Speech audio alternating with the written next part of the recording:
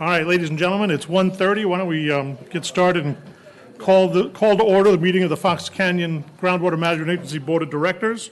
And Mike, would everyone rise, please? And Mike, please lead us in the pledge. Hand over your heart. Ready to begin.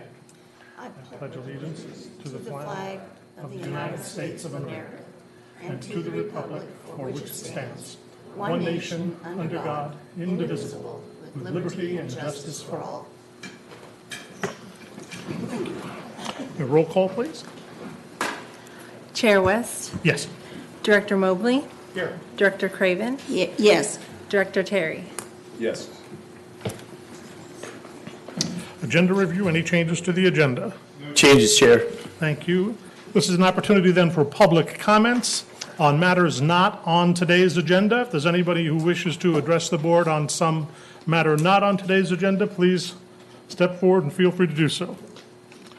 Hearing none, we'll move on to board comments. Any comments by members of the board? I'd like to wish everybody a good holiday weekend. Drive safely. Thank you. Anything else? All right. I guess we need a motion to approve the consent agenda, item number 1. Move the approval. Second. All in favor? Aye. All right, moving on then to the regular agenda, item number 2, groundwater sustainability plan update.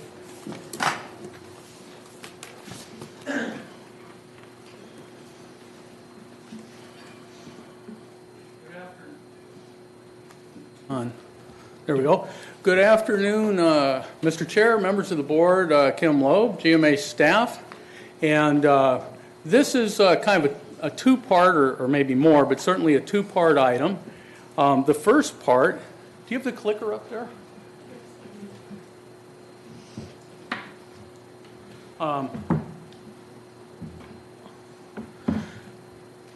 Oh, this. I didn't recognize it. Okay. Hopefully it works better than the old one. Anyway, so this will be a two-part. The first part, our GSP consultant, Dudek, will give you an update on the work that they've done so far on the GSP. And then the second part will be a discussion of a contract amendment. And before we move into that, just a real quick update on my part before I introduce Dudek up here.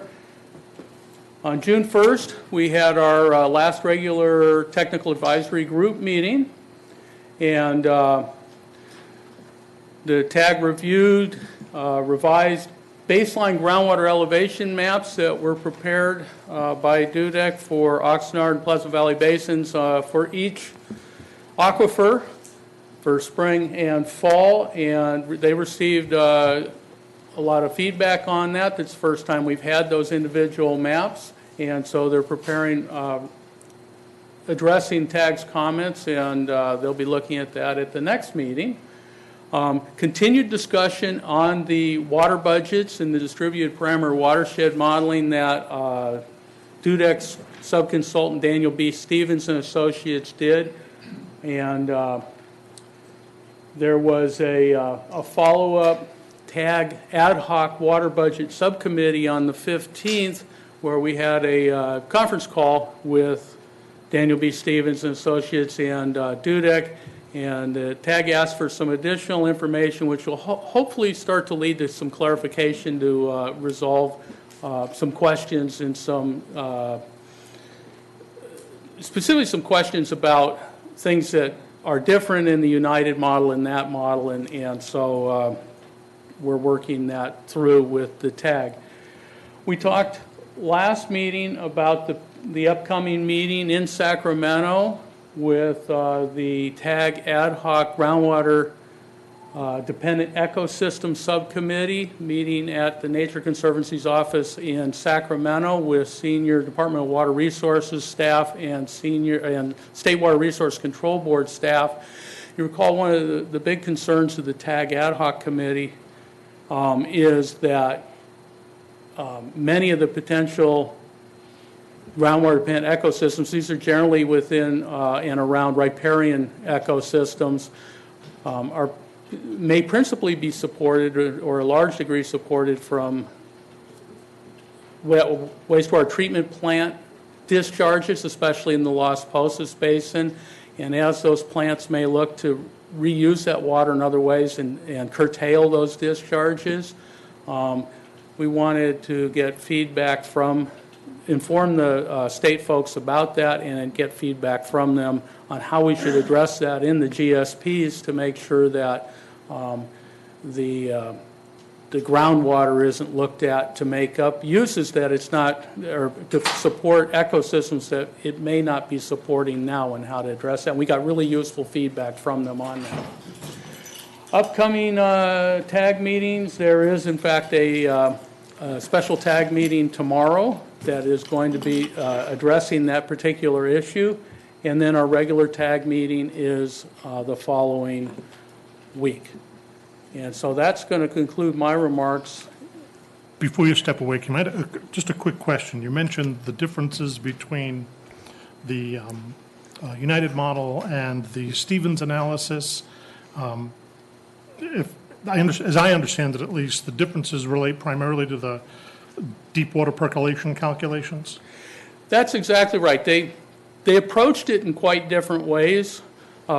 Daniel B. Stevens' model did an actual calculation. They gridded it all up and actually modeled based on soil type and a lot of parameters how much would percolate from irrigation return flow as well as precipitation.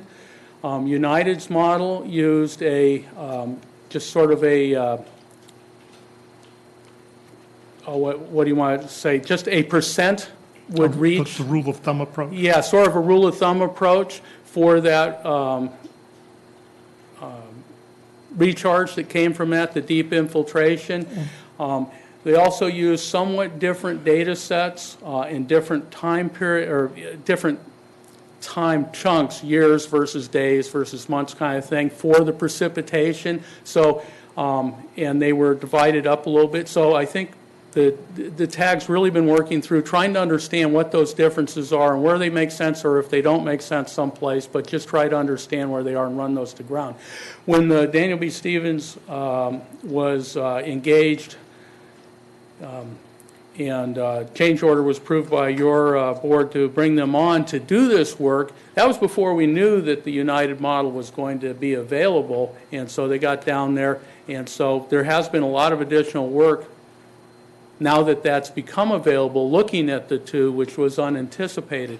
I think at the end of the day, it's going to give us, a better understanding of that. But it has been a process, and that's what we are working through. And so we're hopeful that we're getting close to that. We'll look for this most recent data request to Daniel B. Stevens and Associates, and hopefully that will help to run these questions to ground. Thank you. So, thank you. Any other questions before I step away? Okay, at this point I'd like to introduce Peter Quinlan and Ron Schnabel from Dudek.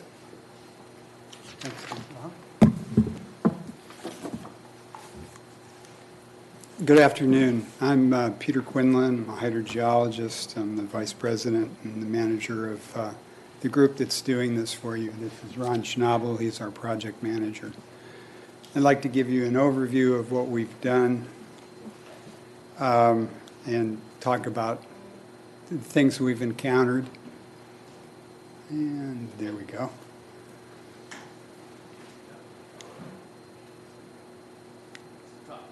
Top button? Where do I point it? Oh, you're looking for a... All right. I'm sorry.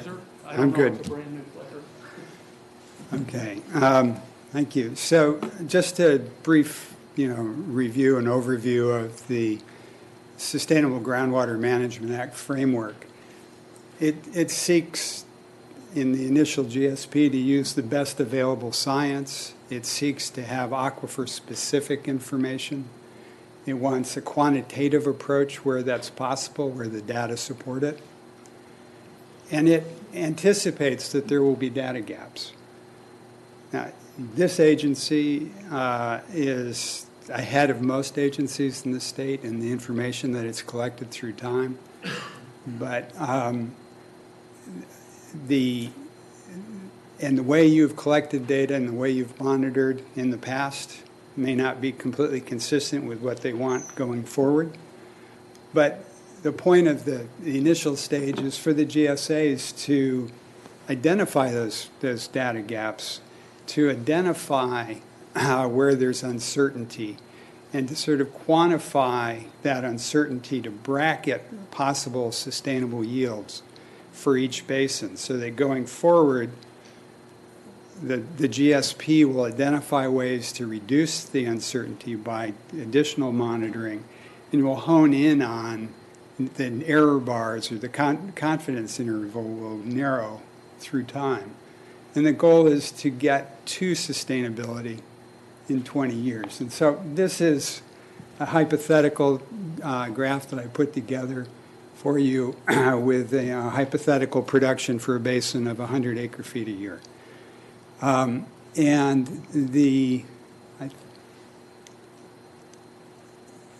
So this, for example, is perhaps an estimate of the sustainable yield at 60 acre-feet. But it could be, given the initial information, there may be uncertainties that could cause it to be lower. There would be uncertainties that could cause it to be higher. And so this is the confidence interval that I'm talking about. This, again, is completely hypothetical. And as we go through 5-year periods, the GSP and the work that will follow with additional monitoring seeks to reduce that uncertainty so that by the end, there's great confidence into what the actual sustainable yield is at the end of 20 years. And a management approach here would be, there it is, to follow this blue line, which might be what you would set the pumping at this basin as you go along, so that you would be on a glide path on the upper end of that confidence interval, seeking to be at fully sustainable levels at the end of the 20 years, but not making a drastic change that would be disruptive economically in the beginning. And so this is, I think, this is the approach that we have, and I think is anticipated by Sigma. We've been compiling data. We've prepared drafts of the first section and half of section 2. It's been reviewed by the TAG and the staff. We have had to compile data from multiple sources. It hasn't all been readily available from one source. And one example is we've compiled surface water flows. This is an example. All these will just be examples of the process. And this shows water flows in Las Posas and Arroyo Las Posas, where we have several gauges. And you can see, this goes to what Kim was saying a minute ago. You can see that the base flow has increased after the 70s in response to discharges from the wastewater treatment plants. So that's produced more flow in and potentially more recharge to the aquifer as well. One of the things that we encountered is that not all the gauges are adequate for catching low flows. They were designed to catch the peak flows, the high flows, for flood control purposes. So that's a data gap. And so going forward, we may need to, or the plan may look to have additional gauges put in place so that we can monitor the losing reaches and the gaining reaches, so we can see how much the surface flow recharges the aquifer, and in the coastal areas, how much groundwater discharges to those creeks. We've also pulled together historical precipitation records. This is a record that we put together by splicing two overlapping records so that we would have one record that goes back to 1903. And this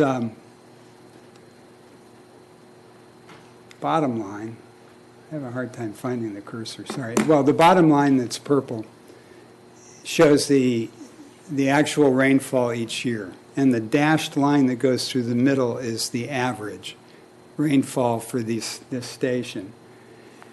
The top line, that sort of blue-green line, is the cumulative departures from the mean rainfall. So you can see, there it is.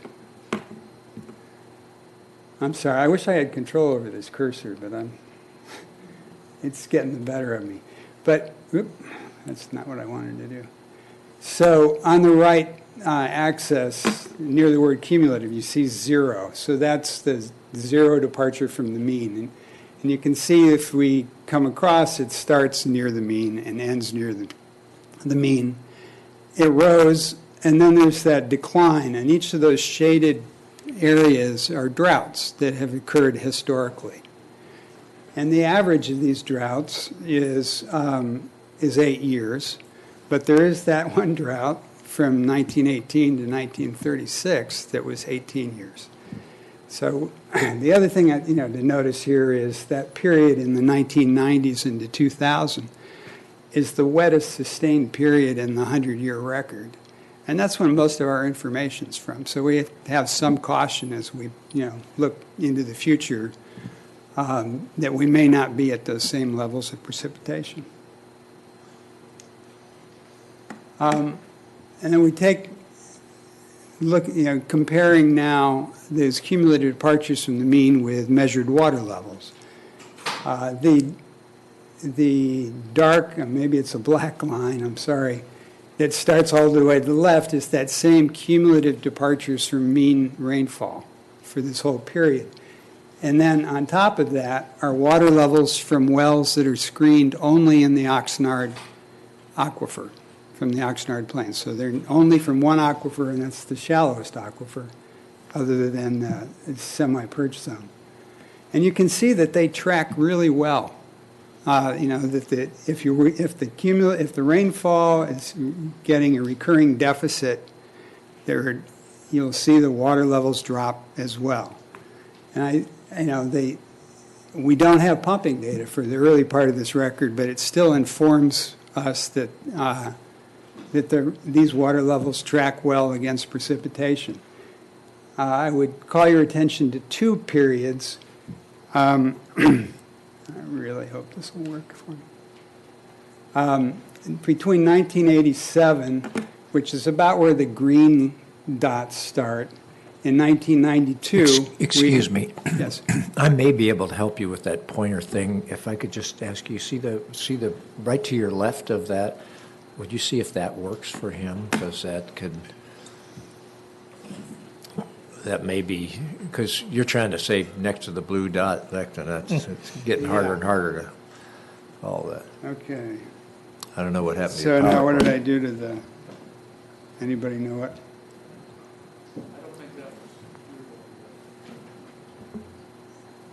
Well, I'll play with this while we... Does that point? It acts like it wants to. Let me see here. Oh, There are 2 of those. you want to show me how this works? Or is it a Matthew's got a pointer? laser pointer here. We just Okay, need to that's figure all I out how to need. get the, Okay. Well, everybody's helping now. maybe you can, yeah, here Piece it to comes. bit.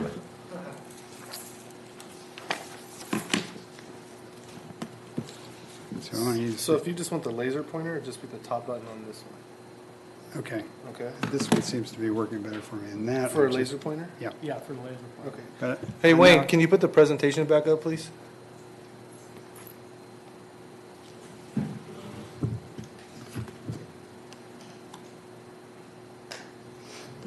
It should be coming up in a second.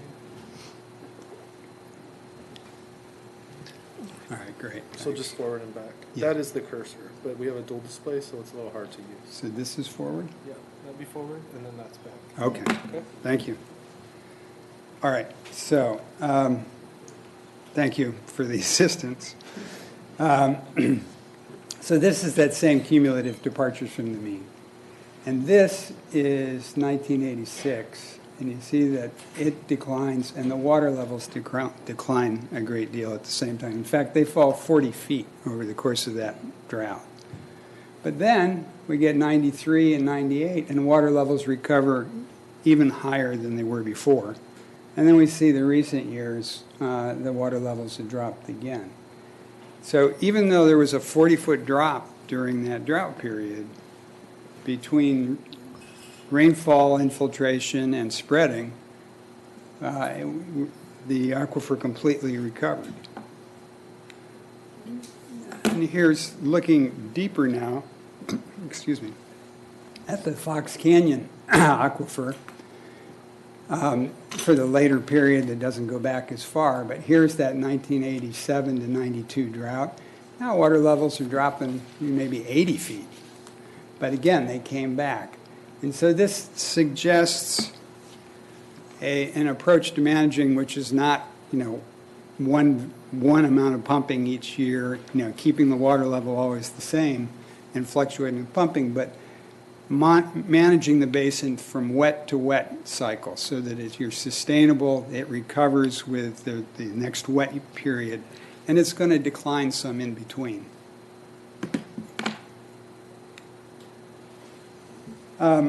Next, I'm going to talk about the water level. So this was one of the things that we've experienced. We requested data, we received some data, we started to do these maps, and then we identified in talking to TAG and staff other data, and it's been sort of an iterative process. And to get to satisfying sigma, so that we have aquifer-specific water level maps which show the gradient. So that, to show the gradient, ideally the water levels are all measured at the same instant, which of course is not physically, not feasible unless we have transducers in all the wells. Historically, what the agency has done is taken the upper aquifer system, which is two aquifers, the Oxnard and the Magoo, and looked for the low water levels over the fall period to produce this map. And but for sigma, we're told to use water levels that are measured within 1 to 2 weeks.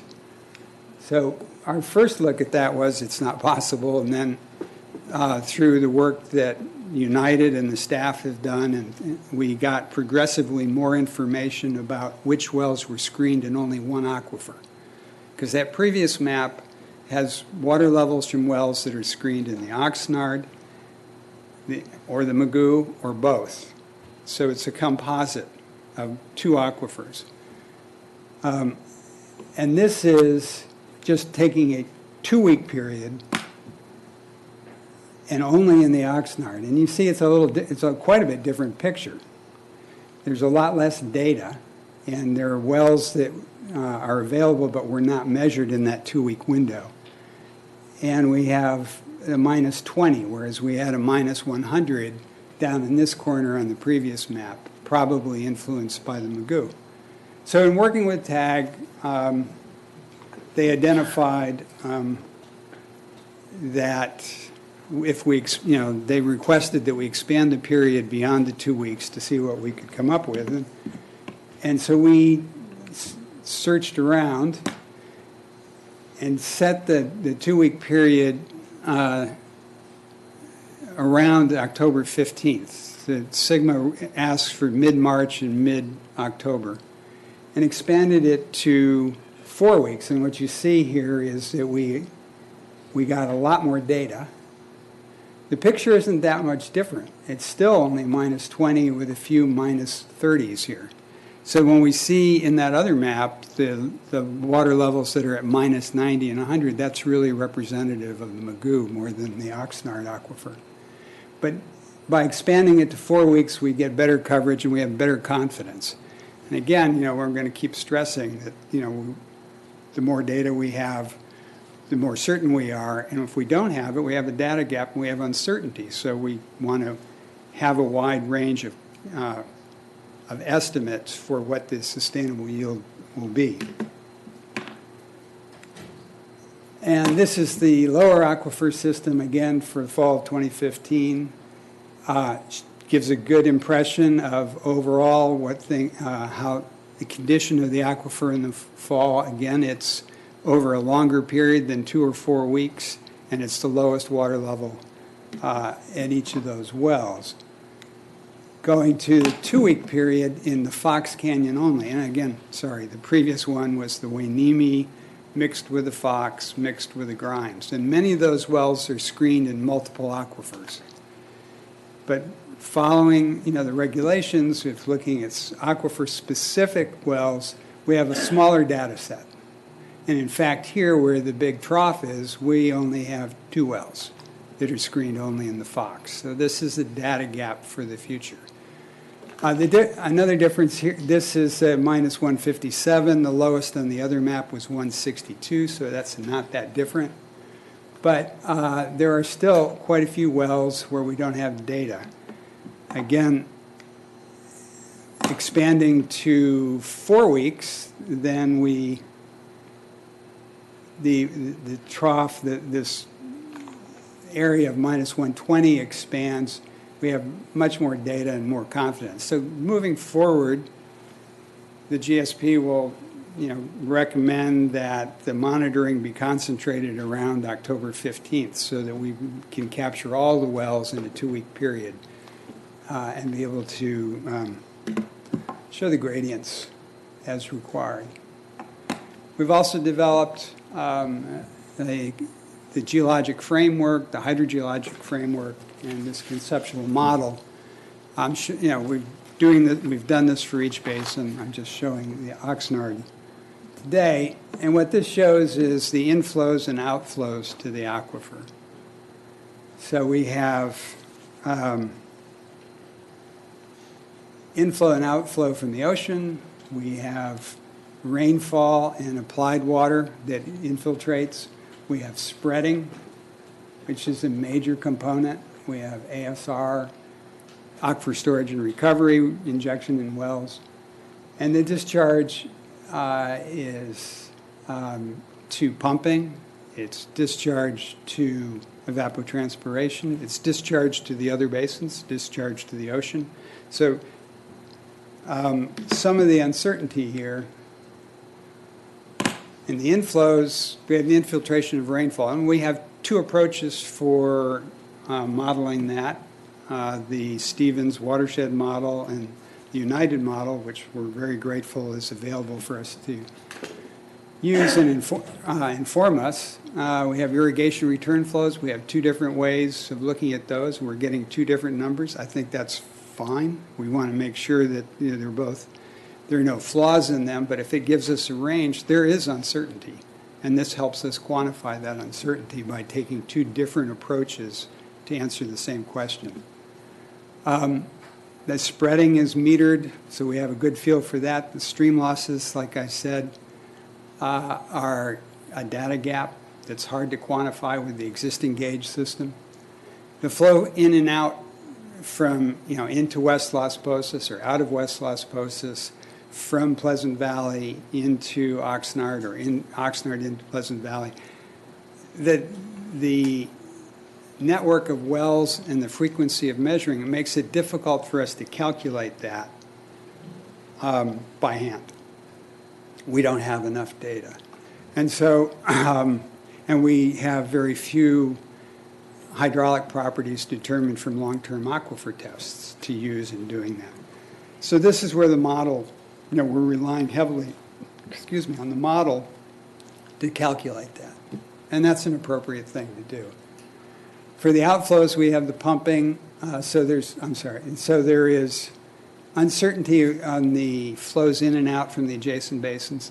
And there's uncertainty about flow in from the ocean, the quantity. We know from the quality where it's gotten to.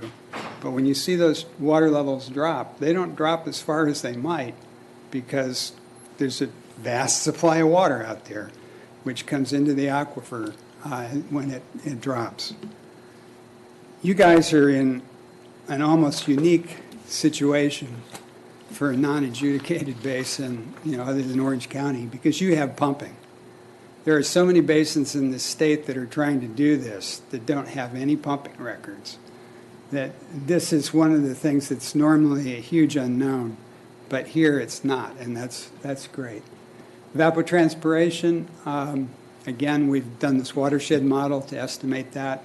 There's still uncertainty, but we have two approaches to that. Gaining streams are uncertainty, as are these two. So,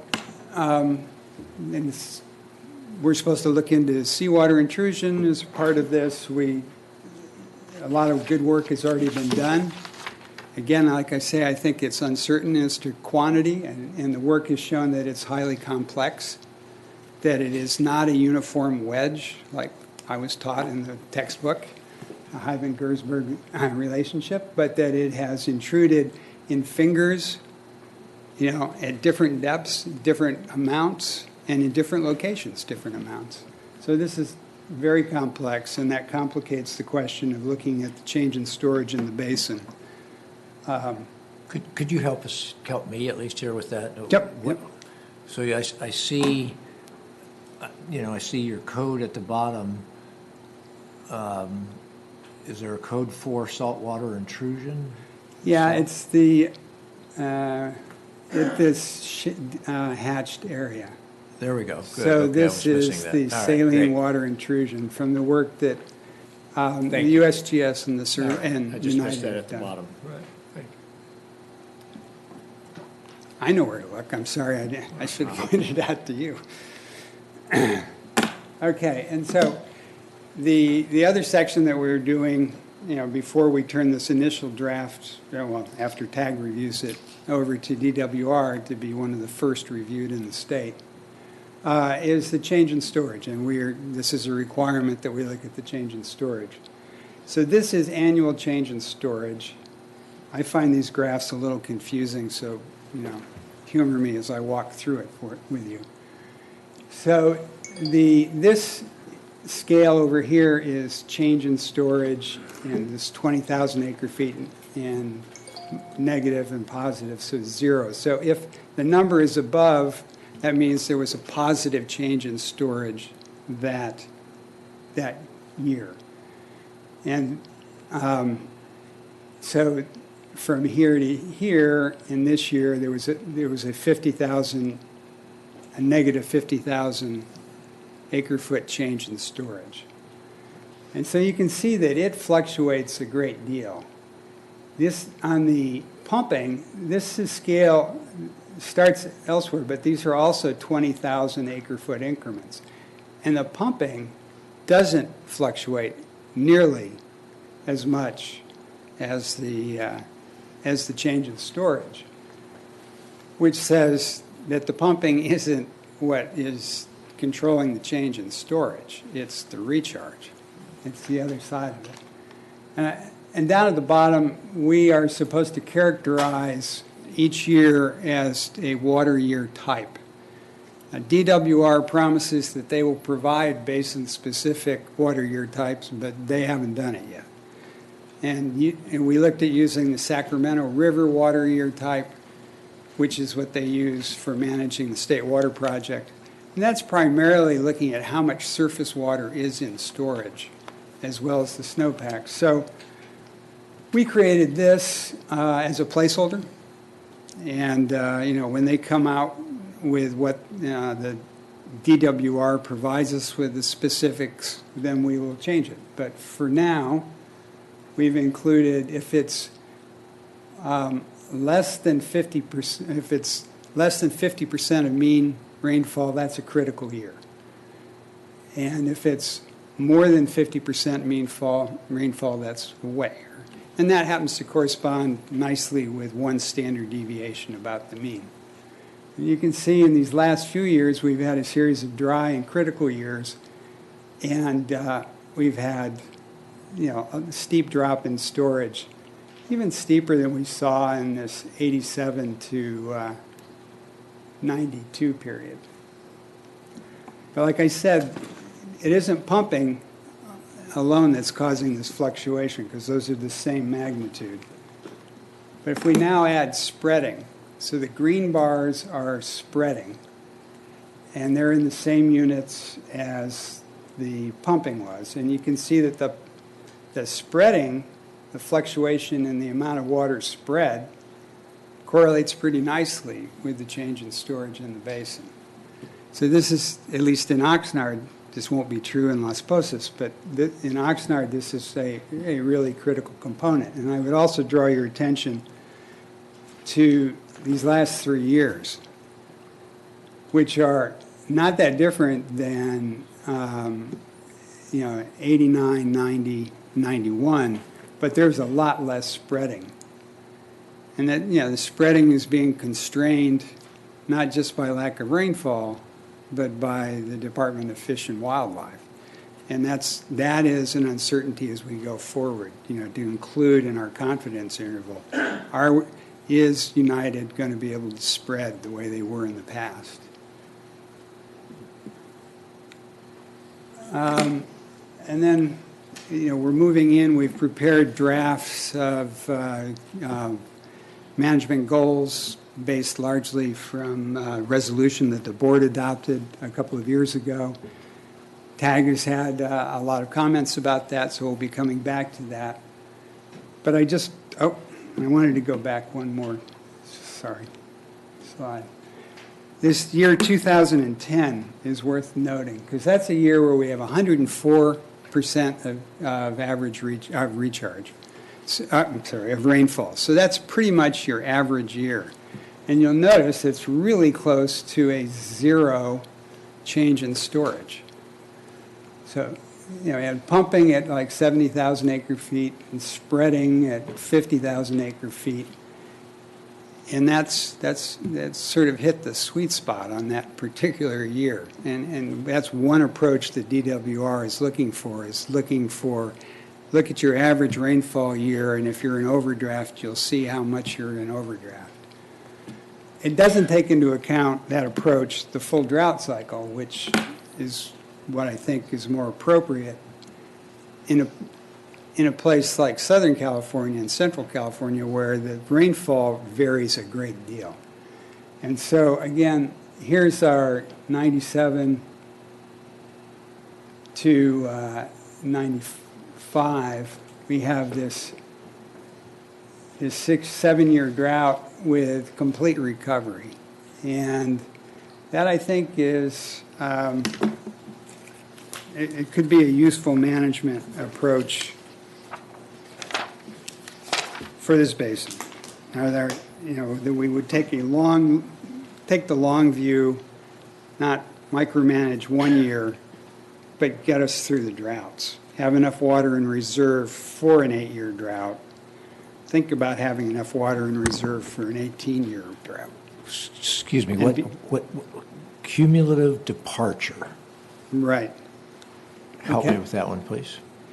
So this is that same graph I've been showing you. So this is the mean rainfall, 14.4 inches. All right, so that's the cumulative departure from the mean. Okay, Right. got it. And so these are the actual values.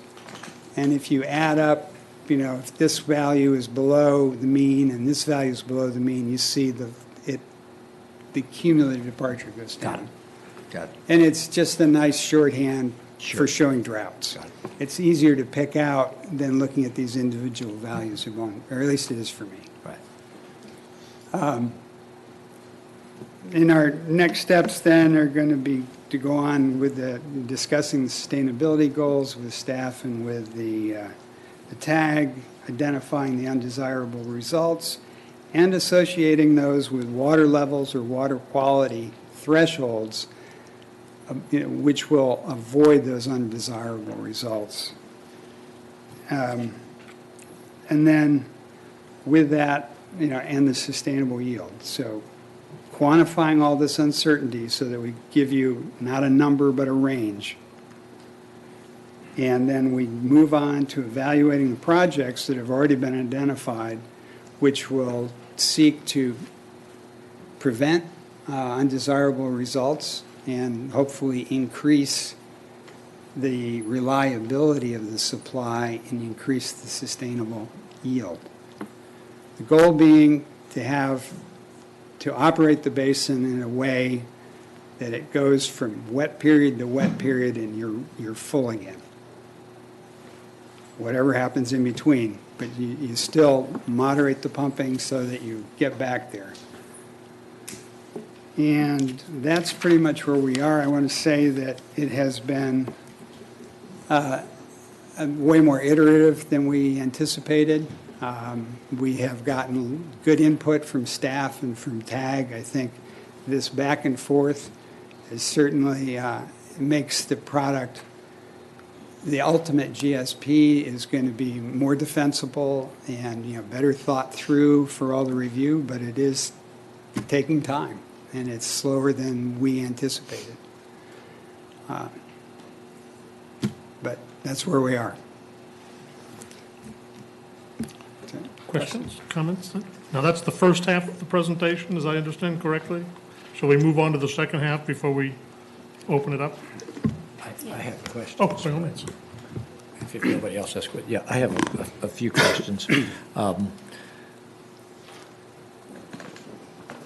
My first question is, will this PowerPoint be available when we finish the second half? And can I pull this PowerPoint back up later? Will we be able to pull this PowerPoint back up later? Sure, we can ask them in Great, the booth to okay. bring it back up. All right. Yeah. Well, I'll make that comment now while I do this question. So if you could pull the PowerPoint back up while I'm asking these other questions.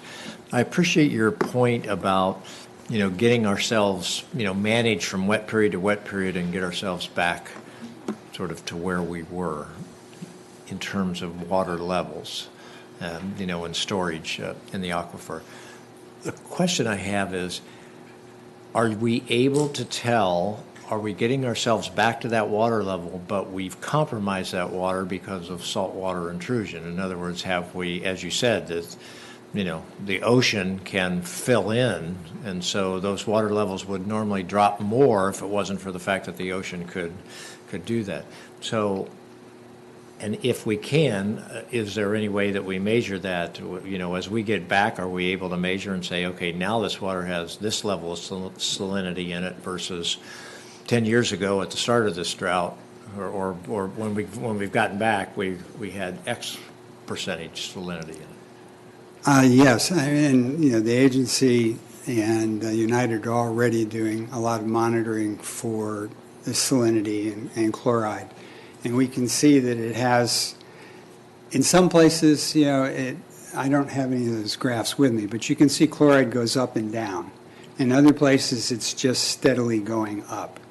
And so as we look at the projects, I've been talking in generalities about the specific yield of the basin, but, we have to come up with plans that maintain higher water levels near the coast to prevent additional seawater intrusion, to draw the line at where it was in 2015 or 2010. And some of the projects that have been proposed look at, injecting or pumping and doing various things at the coast to stabilize the seawater intrusion, because that's one of the undesirable results. That is, that's why this agency was created. So in some places, the salinity is actually rising steadily.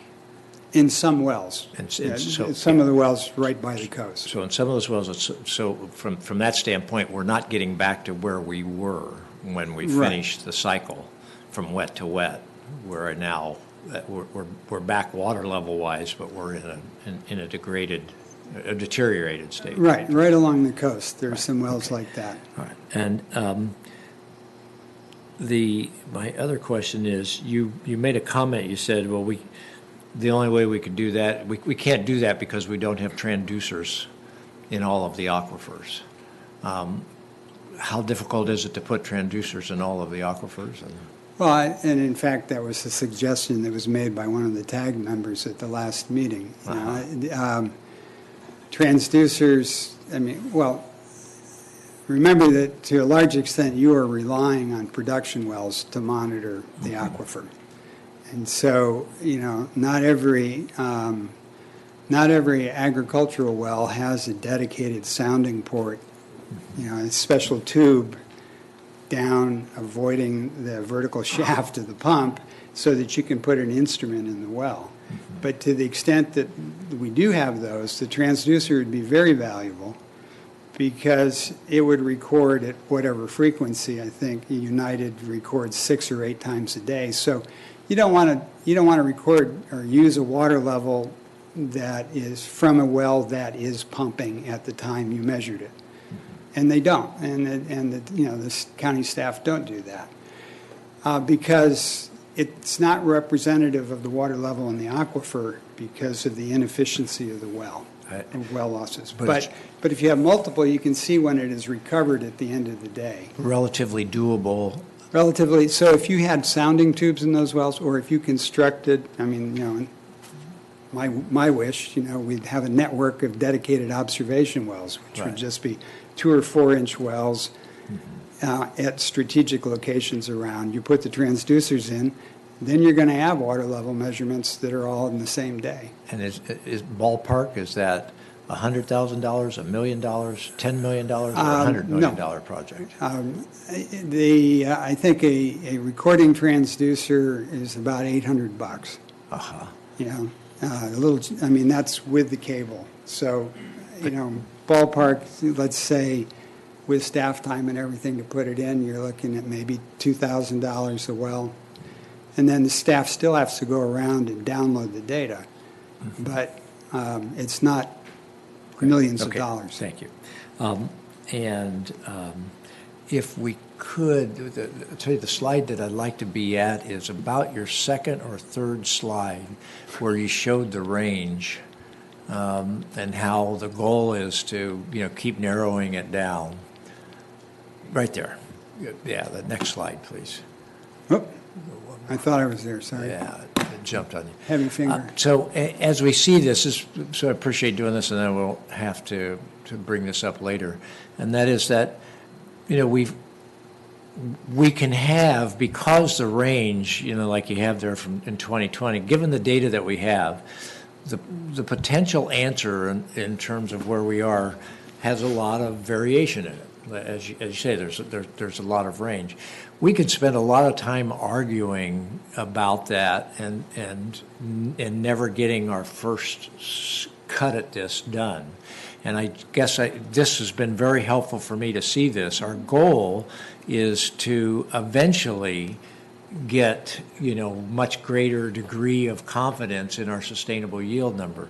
But at some point in time, we have to take the best information we have and say, okay, let's go with that so that we get all the other things have to get done that are dependent upon starting with some identified range and some midpoint of the identified range, because there's all kinds of other stuff that has to get done. And the argument that has to be perfect or as close to perfect as humanly possible is I don't think really in the long run in the best interest of the basin or of us getting the GSP plan that we need to get, because it's holding up all of those other things. And instead, we can keep refining and refining. I really appreciate the second half of this, which is, showing the subtleties that go into sustainable yield, and that it's, that pumping is having less of an impact than precipitation, and, quantifying those kind of things is very helpful in terms of making all those other decisions. Okay, what are we going to do about it? We know we have some cuts we have to make, and we should go very modestly at first, but as we go modestly, keeping all this other information in line is really helpful. Yeah, if I could, I would just say, but you have to take a very hard look at the data gaps and the uncertainty so that you do address it. Exactly. Because if you don't, you'll have the same uncertainty in 10 years. 2020, yeah, exactly. Right. So it's important to really examine it with a critical eye right now. So you know what you have to do to Right. be able to keep narrowing it down. Thank you for pointing that out. Kim, did you have a point you wanted to make with regard to that? Director Bennett, yes, I was just actually going to point out what Peter was just discussing, and that is that the GSP will have monitoring plans that require part of that, and as well as addressing the data gaps. So in terms of looking for where those key wells are, or even if there's wells that we'd like to install sometime, a monitoring well or a cluster, nested monitoring wells, of measuring different aquifers with transducers and sort of a phased-in plan for addressing that. That'll be something that will be part of the GSP development, and we also hope to be able to go after some of the Proposition 1 funding to kind of fund those, filling those data gaps in. And so to your point about the need to move forward with the GSPs, if we have that, we'll be in a better position to then go after that funding to help fund some of filling in some of those data gaps. Thank you. Thank you, Director West. Those are my questions. Any other questions from the board?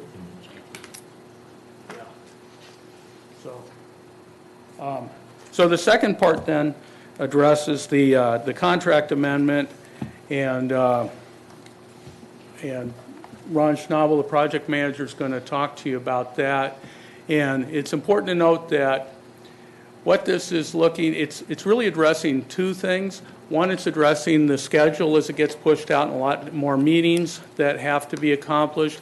And it's also addressing the moving forward with the understanding of the additional data that's becoming available and the iterative review process that we have been going through in the TAG review. And so those are really the two key pieces.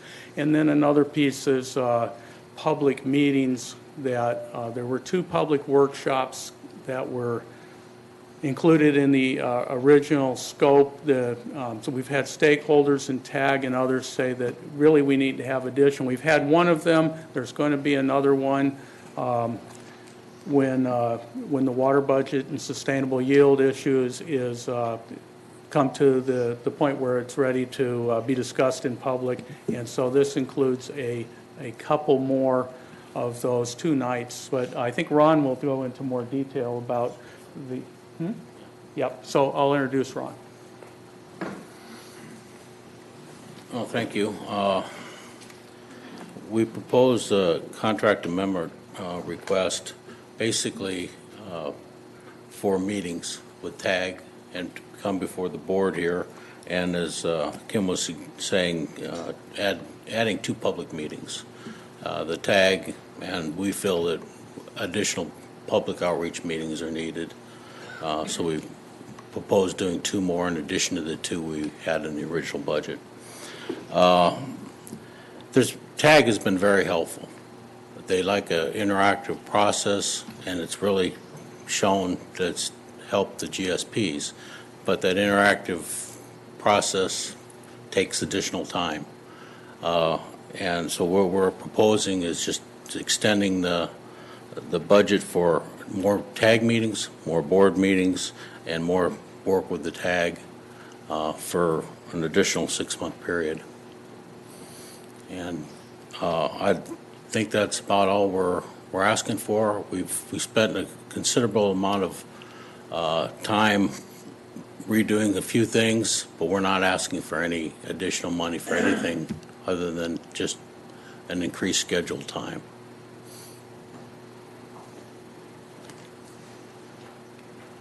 And that's all I have.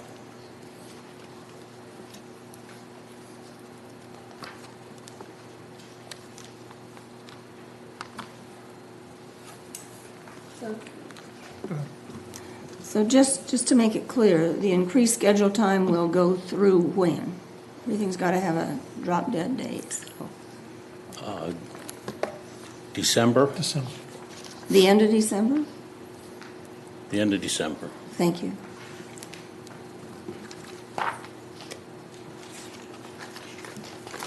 And just so that I'm clear, it's an additional $254,000 to attend meetings?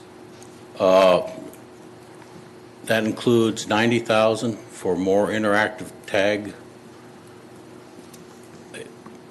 responses. So things that they give us that they don't like, I mean, we give them that they don't like, we can redo them. We have already a few of those in the budget, but we don't have nearly as much as they'd like because they are a very active group and like to critique, and that's good. But it doesn't require about another 90,000 to do about 5 additional interactions with them. Water level maps is a great example. We started those in January. We've been working with them on a monthly basis, calling them, a lot of them up individually, getting additional data, and that just takes time. And we're asking for additional funds for talking about sustainable yield, sustainable objectives, increased water budget numbers. Okay. I'm a little conflicted, only because, on the one hand, as I've explained to TAG and to DUDEC, I want to make sure that everybody working on this, in this process, has got the resources that they need to get the job done adequately. On the other hand, so this is the second contract amendment. The 2 contract amendments together are equal to about 50% over and above the original contract. And at the time of the original contract, one of your colleagues stood right there and said they had studied the work of the prior consultant and gone through the planning process with a fine-tooth comb, I believe was the phrase, and that they were adequate, that they were satisfied that the contract they were proposing was adequate to perform the tasks that were necessary. I certainly understood and agreed that the additional, $190,000 to have Stevens do the groundwater work that they did was certainly adequate. I'm just a little disappointed that the answers that we got 9 months ago are so very different than the answers that we're getting here today. That doesn't mean I don't want you to get what you need to do the job, but I'd like some assurance that we've now seen, at the very least, every contract amendment you can contemplate, and that we're not going to be having the same conversation 3 months from now about yet a third amendment to the contract.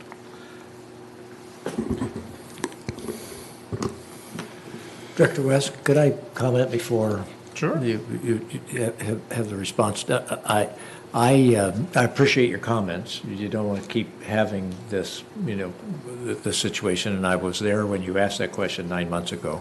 And I just want to offer that the way the work that was identified 9 months ago, I believe was being done. But what I think, in my mind, what I'm seeing is that what can't be identified is how much work the TAG is asking for in this iterative process. And so as the TAG keeps asking for more work, nobody 9 months ago could have anticipated what questions the TAG's coming up with. So I think that to assure you and the rest of us on the board that this is the last contract modification, which I definitely support also. It should be the last. I can support this one based on what staff and everybody's saying, hey, it's good having this TAG process. But I think we have to send the message from this board. We have to, at some point in time, recognize that there are limited resources, and we have to say we just have to do the best we can, and TAG can't pose 6 more questions that haven't been posed already.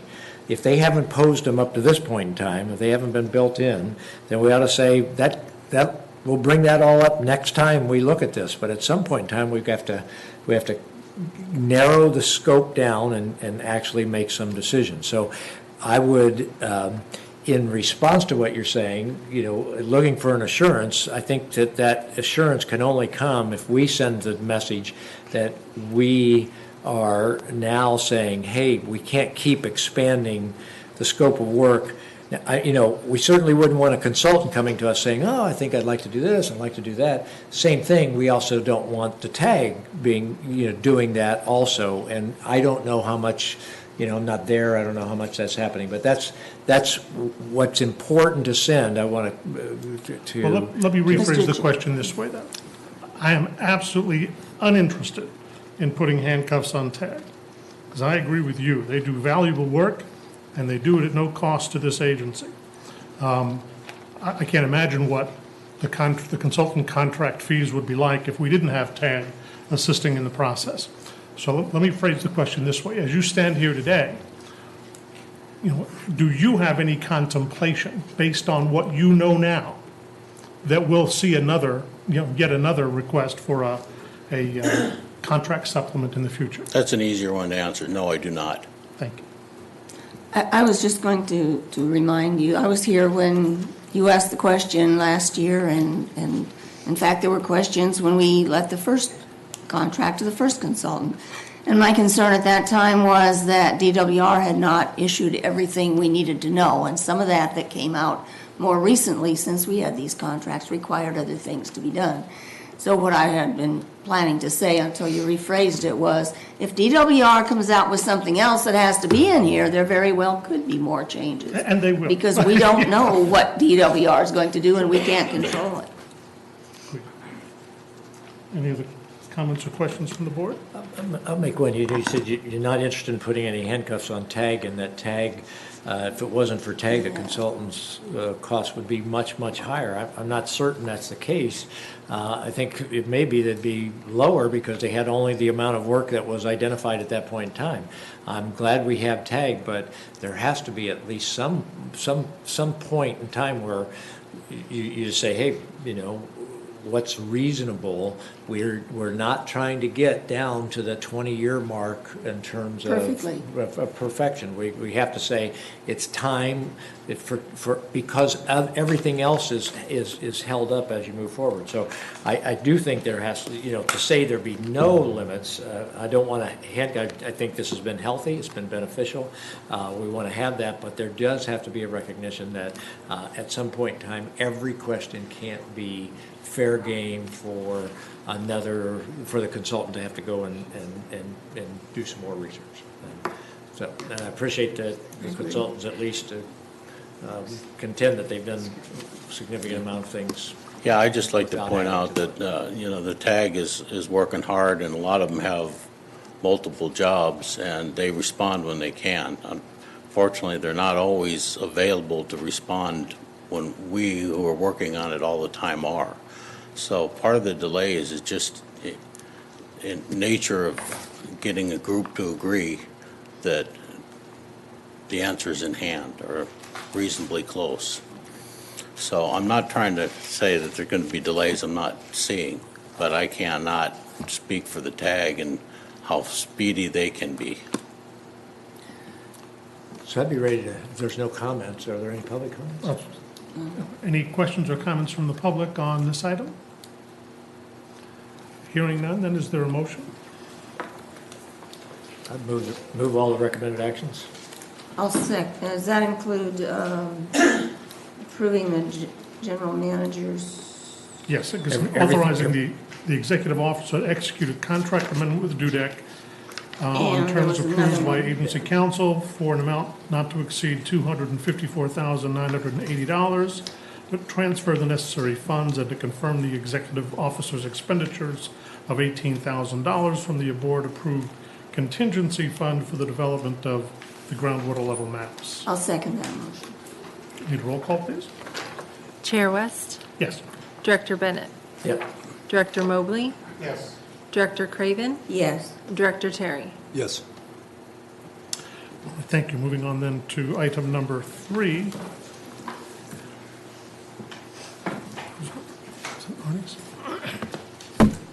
Right. Chair West, Directors, my name is Arnie Ansom, staff to the GMA. This is a receive and file update on the Natural Resources Conservation Service Conservation Innovation Grant for implementation of a water market and advanced metering infrastructure. Okay, which one of these do I want to use? So the good news is the Nature Conservancy was awarded the grant, and in that grant is $799,000 for the GMA to, and I'll go through some of the background of the task, but it's to fund some tasks that the GMA had already decided to undertake. And in my presentation, I'm also going to point out the board actions or decisions that need to come to your board so we can get the work done, and then close with the timeline. So back in January of this year, your board committed the matching funds for this grant. Of that is $541,000 cash, and then the rest is in-kind services.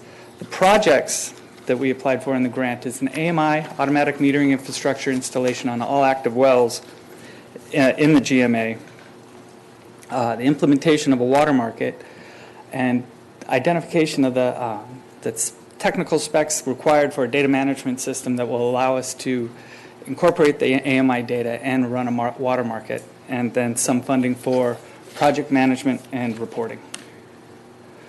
So what we are doing for the AMI installation, the grant funds approximately 670 wells. 30 wells were already approved by your board as part of the water market through the rebate.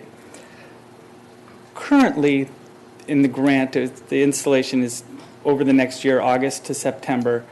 That assumed a May 1st start date. The start date of the grant was postponed a couple months because we didn't hear the award, but we don't have an exact date yet. The federal funds, $799,000 from the grant, go to the purchase and installation of the AMI. The agency funds are the matching funds for this, with in-kind staff services to develop the policy to get this done. So the board decisions that need to be made for AMI will need an AMI policy, an ordinance, so we can get these installed. A contract with a vendor, a contract for the data management. This is, I should point out, a different data management than the GMA's data. This is just the data that is generated from the AMI and housing that data. And each one of these, you can imagine, has tasks before they're even going to come to this board. The water market in the grant is in 3 phases. Phase 1 pilot is what we're currently undertaking at the time we applied for the grant, and that runs through the end of next month. Phase 2 of the water market is expanded from October 17th to September 2018, and it can be expanded by the number of participants, the geographic area. Currently, we're just Oxnard Basin. It could be broader. It could be broader participants, allowing municipal ag transfers. So these are decisions that we need to come to your board to identify what the next phase of the water market's going to be. And then the final phase is going to be a full-scale implementation of the water market, beginning in October 2018.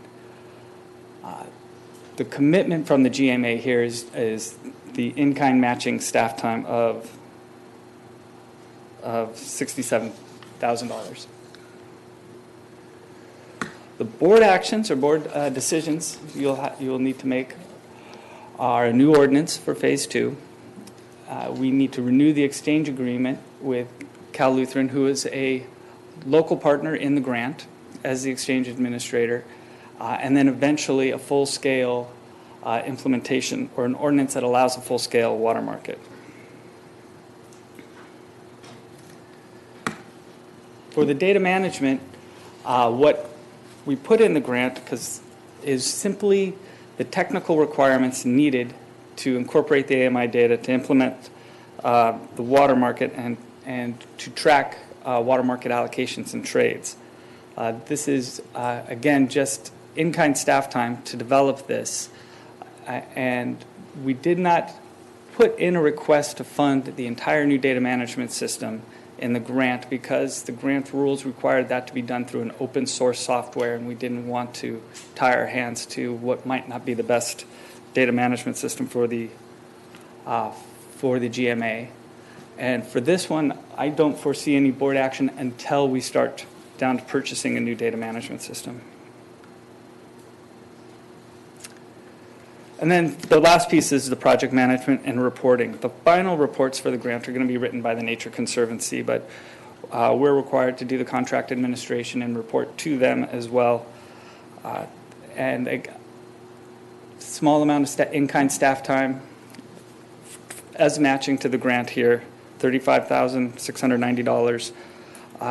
And for project management, there will be a board action to approve the grant agreement with the Nature Conservancy. And at this time, we have not seen a draft of that. But here is a draft timeline based on the original timeline of the grant being awarded on May 1st. So quite a few things here are subject to change. And the X's indicate where there might be a future board action of a grant agreement, the policy and ordinance for AMI installation, the final report for water market phase 1, receive and file, an ordinance for phase 2, and then way out at the end of next year, the final implementation for a full-scale water market. This item is kind of a kickoff for the next 2 items. One is on the water market update and an AMI policy. So if you have a lot of questions about those, maybe we can get to them on those items, those next items.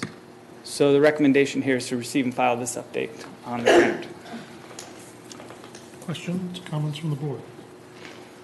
From the public? Move to receive and file. Second? Yeah, I'll just make one comment, and that is, I think everybody ought to feel proud about getting this grant. I mean, this board Yes, had leadership yes. and committed money to it. Staff worked hard to try to get the grant. Our partners at Cal Lutheran and Nature Conservancy and everybody else stepped forward. There are lots of places in this state that would love to have all their meters getting this kind of electronic monitoring taking place. So great work by everybody to get this far. Great. I guess we have a motion and a second. All in favor? Aye. All right. Moving on then to item number 4. Arnie, is that yours as well? Yes, it is. All right. So this is a brief update on the water market. Again, no presentations. I just want to give through some of what where we're at today. We did have an ad hoc meeting last Wednesday where we got a demonstration of the active data portal by Ranch Systems, showing us the different displays that would be viewed by a grower using the AMI with the details that they could be provided, and then the different views that the exchange administrator would see managing trades, and then the view of the GMA, which does not show the same level of detail that a pumper would see, although we do get to see a little on every pumper. There was also a demonstration of the exchange algorithm that would match bids as they came in. I should mention also the data portal is also the way to make bids and offers, and that will communicate to the excuse me, the exchange administrator that there's a bid. They will go put it into their algorithm, and it will automatically match the trades. So we developed that infrastructure of a water market at this point. Since we are close to the end of the time period for this water market, we started looking at the lessons learned and recommendations for the next phase, and then some effort on what that next phase, what are the steps to implement that next phase, especially in light that we have the grant, and if we want that grant, we need to commit to a second phase of the water market. So in summary, I imagine this is not the robust water market that we envisioned back in December when we were still in a drought, but a lot of progress has been made, specifically in the infrastructure developed by Ranch System and Cal Lutheran. And we've come a long way identifying the improvements that the GMA needs to make, and also Ranch System out in the fields has identified a lot of technical specifications to improve how their equipment can work with the water market, and more specifically work with the growers' operations, having that equipment installed while they're functioning farms.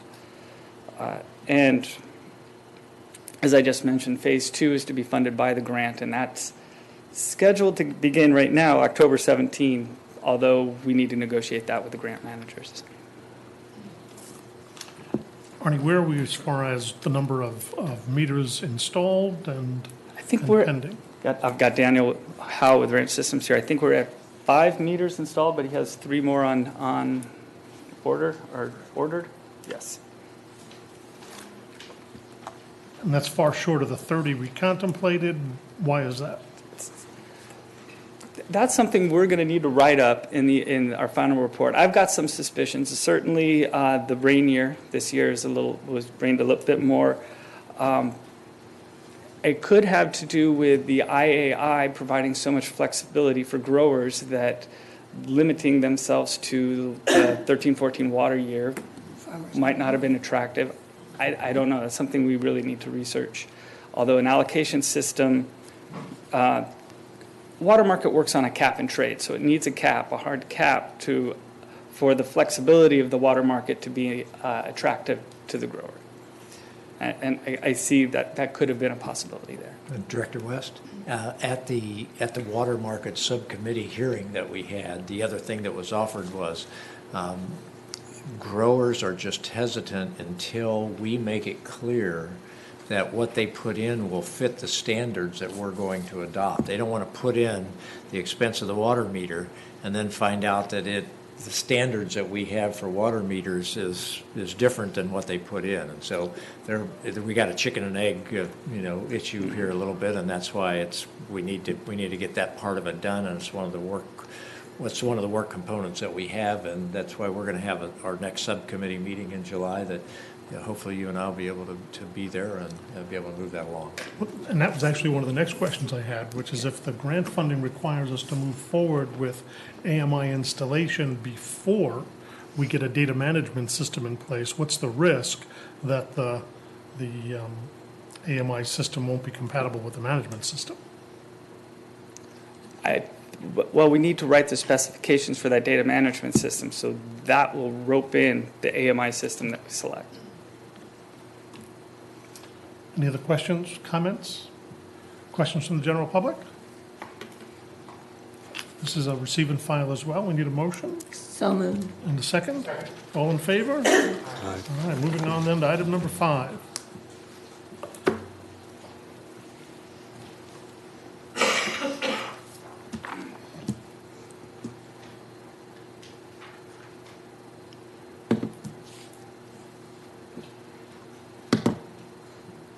Good afternoon, Chair West and directors. For the record, my name is Alma Quezada, groundwater specialist with the Watershed Protection District. So, yeah, that one will advance it. I think it's the, I think it's the, that will advance. Which one do I push? Too many clickers. The top button there. Okay. So last month, your board directed staff to identify the policy issues that needed to be resolved before AMI could proceed. Today's presentation will focus on the policy issues that have been identified to date.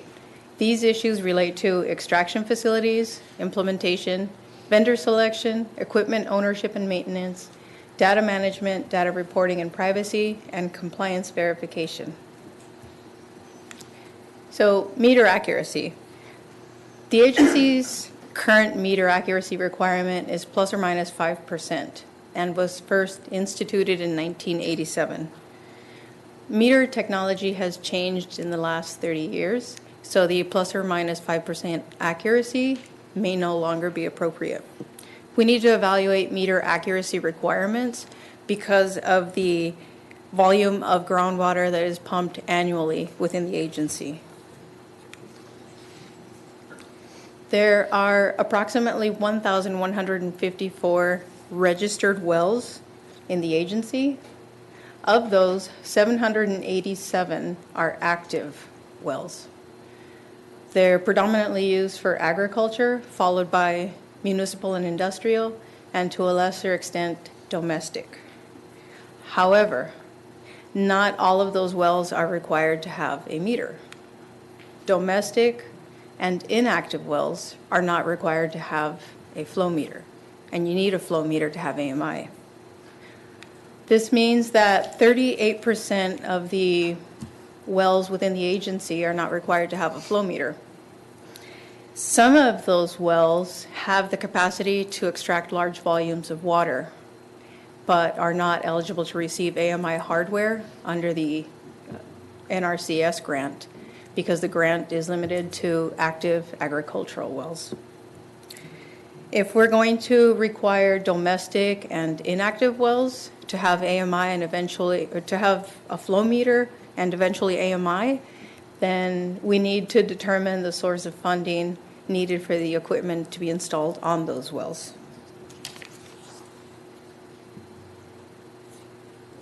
And then once we determine which extraction facilities will be required to have a flow meter and AMI, we can prioritize the wells that will need to have AMI installed immediately and establish an adequate time frame. For successful AMI implementation, an adequate time frame will be essential, and we need to define an effective date after ordinance adoption. Growers should also be allowed to install AMI earlier at their discretion. A vendor will be needed to install AMI. There's two approaches that the agency can take in selecting a vendor. The first is a single vendor approach, and the second is a multi-vendor approach that would provide the stakeholder with a choice of vendors. Whichever approach the agency decides to proceed with, we're still going to need to develop AMI performance specifications. It's also important to note that any vendor selection approach will result in uncertainty in who will own the equipment and who will ultimately be responsible for the maintenance. Ownership and maintenance of AMI equipment will also lead to recurring costs that won't be covered by the grant. AMI will also generate a lot of data, most of which will not be needed by the agency. So the agency will need to contract with an AMI data management vendor to collect, manage, and transfer the data to the agency and the well owners. The GMA's current database doesn't support AMI data management, so 2 new data management systems will be needed. The first will be to collect data from the wells and transfer it to the agency and the well owners. And the second data management system will replace the FCGMA's current online database system.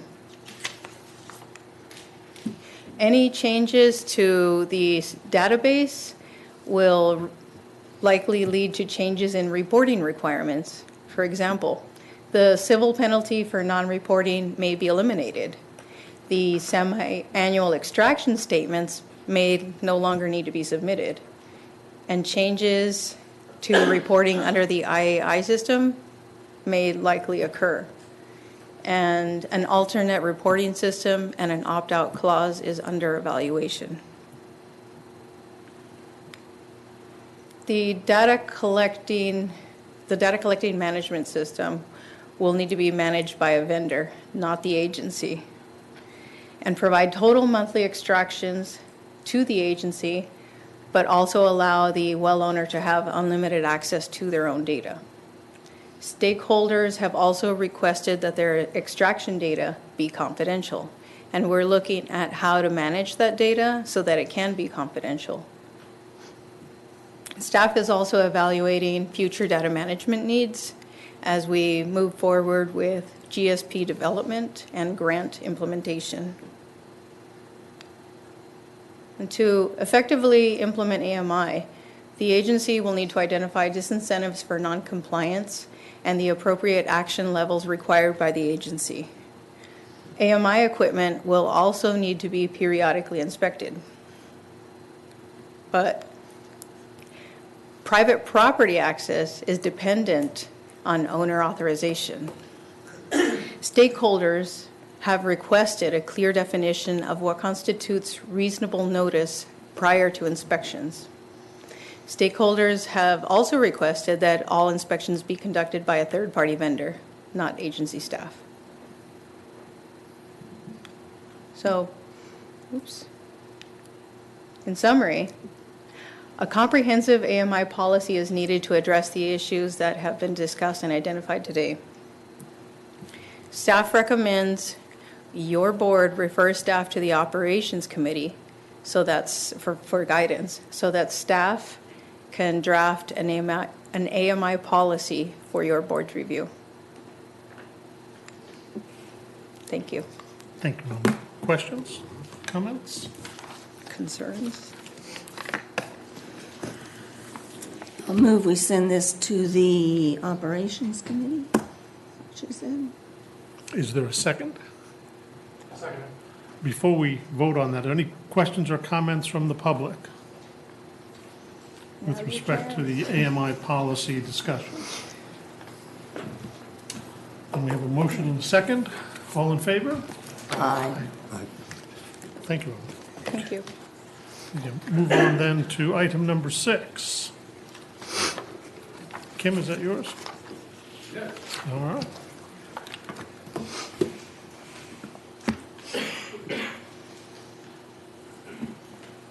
For the record, Kim Loeb, GMA staff again, and they're quick today.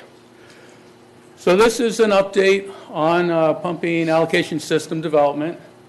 And before we get into that, now I did not know that Peter was going to show you that graph, and I have a similar look at the same kind of concept that I think is really important to keep in mind as we have our pumping allocation system development discussions, because I think that there's maybe being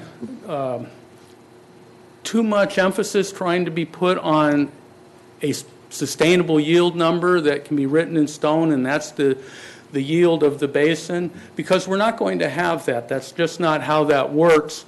The Sigma, in order to be managing sustainably in 20 years, we have to address the 6 undesirable results.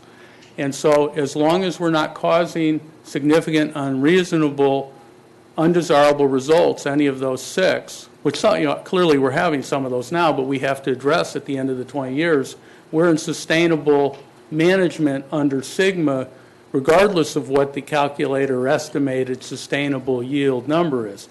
Now, we need to have that, and Sigma requires it in order for us to, have a place to start and to manage. But I've got a slightly different look at the same idea that Peter was looking at, and the idea that you have these confidence bands. You know that you're pretty sure that through your studies that the sustainable yield, and this is just a hypothetical case, is somewhere between the top of the confidence band and the bottom of the band. And over time, we'll do more studies, we'll get more information, we'll have better monitoring, and we'll get closer and closer to, a narrower confidence band as we get more information. Now, I've shown you that other graph that shows how projects impact the sustainable yield. I didn't complicate this graph with that. We'll probably develop one that'll show that a little better, but that would, obviously, if we have projects that increase the yield, then that would push both those bands up. And similarly, if we have problems with our supply side, diverting water off to Santa Clara for recharge, especially for the Oxnard, Pleasant Valley, West Las Posas basins, then that would tend to drive that down.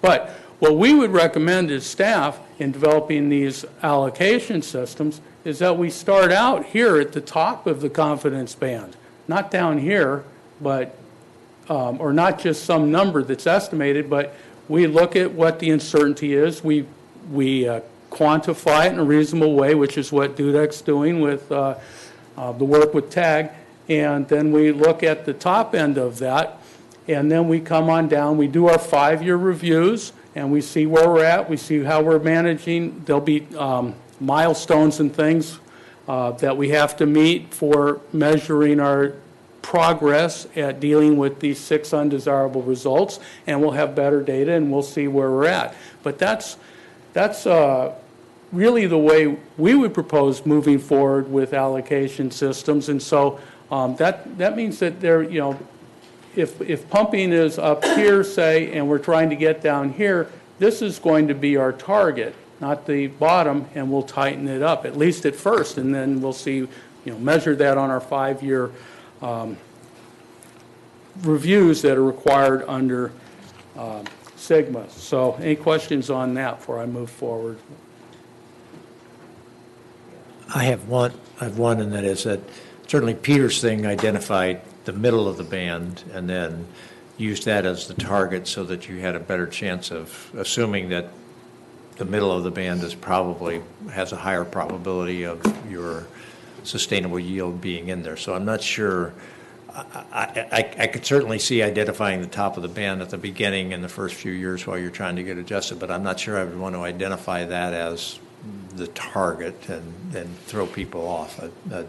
Identify the middle of the band or something that seems to have a higher probability than the highest possible target,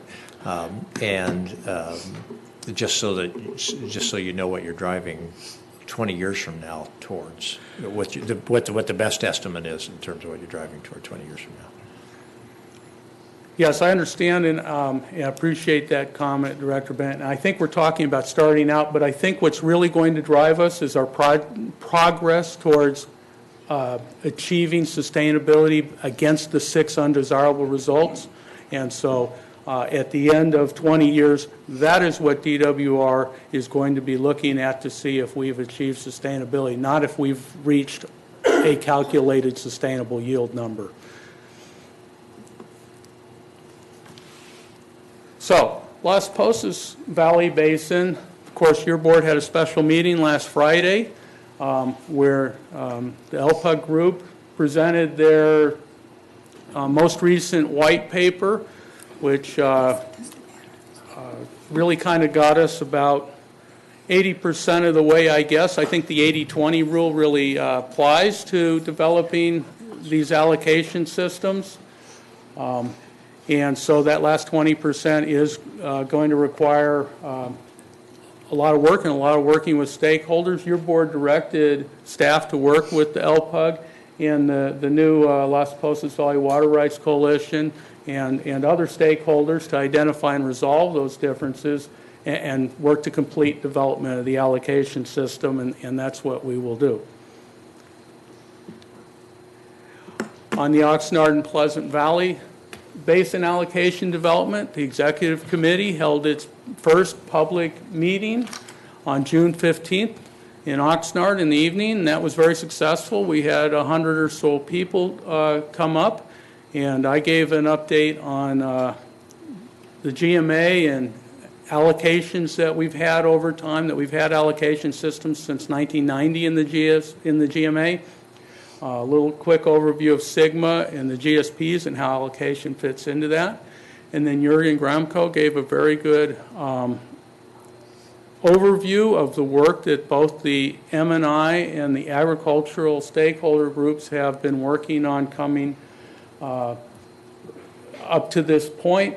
And there was a good discussion from the stakeholders and public that were there with the executive committee members, and after that meeting, or at the close of it, well, I guess it was after of it, it's my understanding that the major impasse that's really kept the OPV development from moving forward, the allocation between agricultural and M&I pumping, that there was a resolution to that and finally overcame that, and so we hope that that process will now start moving forward on a better, more accelerated basis.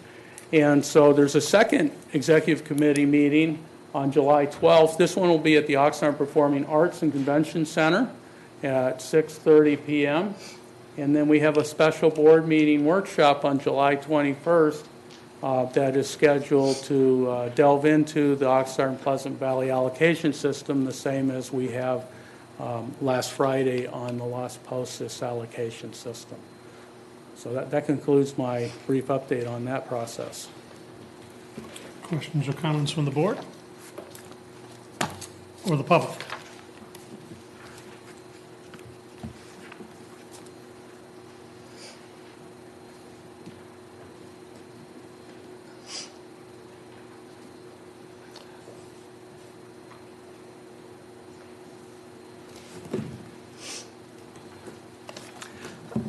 Good afternoon, Director West, board members.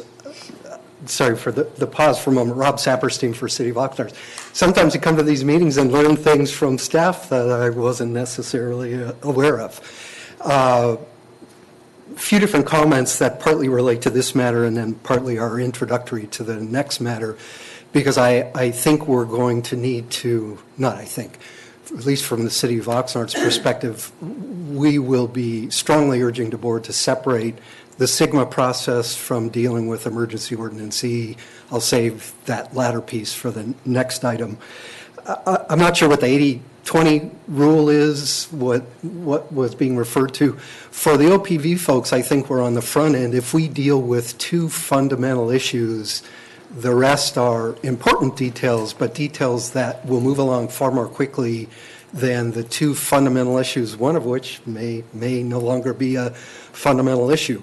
The two issues that the OPV folks have been struggling with is, and maybe the best way to refer to it is Director Bennett's referral on the item earlier, that declining, whether straight line or bumpy line towards sustainable yield, is a concept that is accepted within the OPV group, where we start at, is it in the middle of some band, is it top end, low end, to be talked about, but there is absolutely acceptance and understanding that we'll be starting at a higher number than where we're ending, and that at least among the OPV folks, there is a general acceptance that rather than do the bump down in 5-year increments, there is a preference to just do a straight line down to some assumed number, and everybody accepts that assumed number in 20 years may be subject to adjustment as the plan goes through its feedback loop in assessing data and getting a better understanding of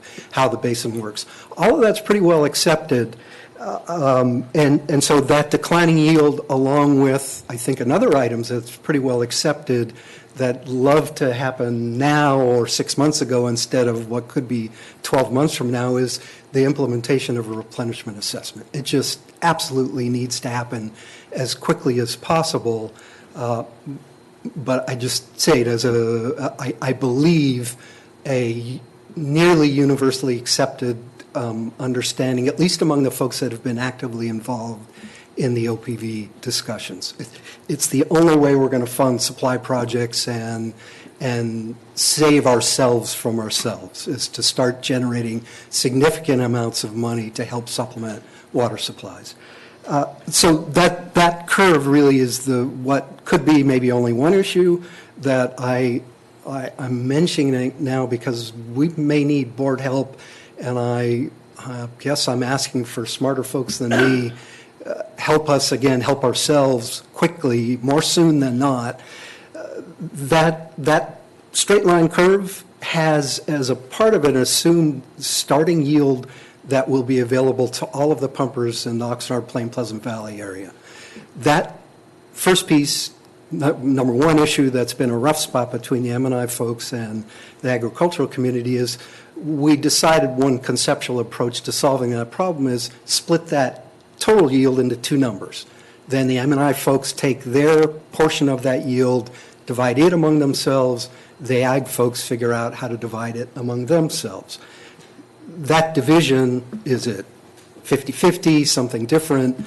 Perhaps we have some conceptual agreement on that. The M&I folks made a proposal that we thought would bridge that. Maybe it's been accepted. We have some meeting scheduled in the next few days. Maybe we've overcome what has been a really difficult issue up to this point.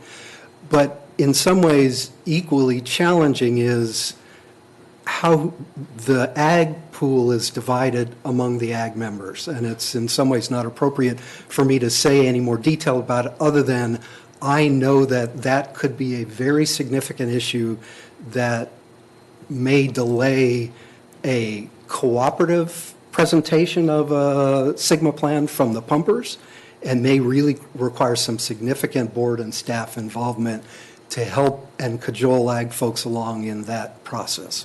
And I'll leave it to others among the ag community if they want to talk through that in this setting or some other, but I know that that's a fundamental issue that needs to be resolved to have a consensus Sigma plan.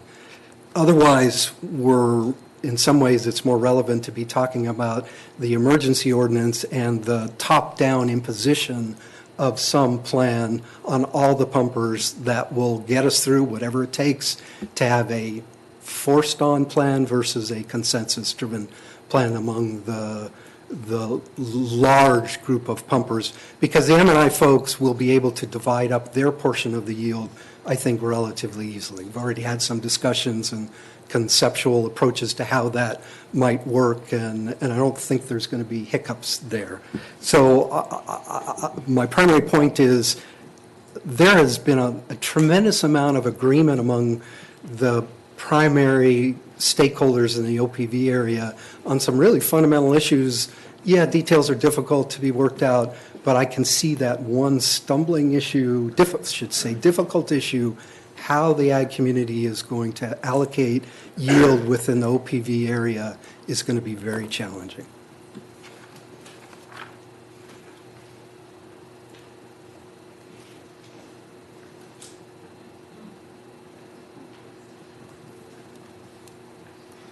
Good afternoon, Steve Nash, Oxnard. And I spoke about this a little bit at the meeting that was held in Oxnard. And I think it's real important to acknowledge the contributions and the efforts of the city of Oxnard as we near the completion of our ASR wells for the output of the AWPF. You have to acknowledge that's a little bit insane, where we're taking ultra pure water from that facility and putting it into the ground when it should be distributed directly to the users. So that gets back to the replenishment fee. Pay Oxnard. We're more than happy to take the money and more than happy to give you that water. I don't speak for the city, but I do speak for the residents, and that would be my advice. You know, when I speak before the city council, let's get money for this water, and not just put it back into the ground. We don't want credits. We don't really want to put it back into the ground. So those are my comments, and thank you.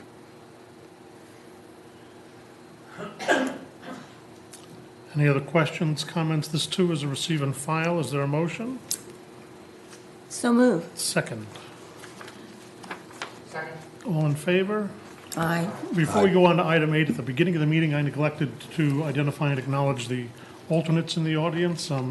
Andy Waters has been here since inception. I don't see anybody else, but I can't hardly see the back of the room, so. My alternate's not here. All right, thank you. Kim, item number 7. So this item, Mr. Chair and Board, is consideration of modification of Emergency Ordinance E.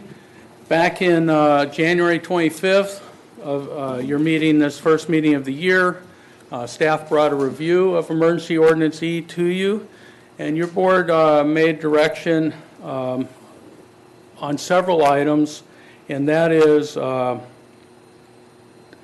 that there needs to be a development of a backup allocation plan for the OPV basins and the Las Posas Valley Basin if necessary. You directed that the Oxnard Pleasant Valley Basin stakeholder groups submit a proposed allocation plan within 90 days by April 26, 2017. That staff would have a 60-day review period for that proposed allocation plan to confirm the plan is legitimate and workable. And if the allocation plans are not submitted and agency approved by August 1st, then the agency would impose a 20% agricultural pumping reduction. It was principally targeted in your remarks to the Oxnard Pleasant Valley basins at that meeting. So that's why we're here today, to bring this to you as a follow-up to that board direction from your January meeting.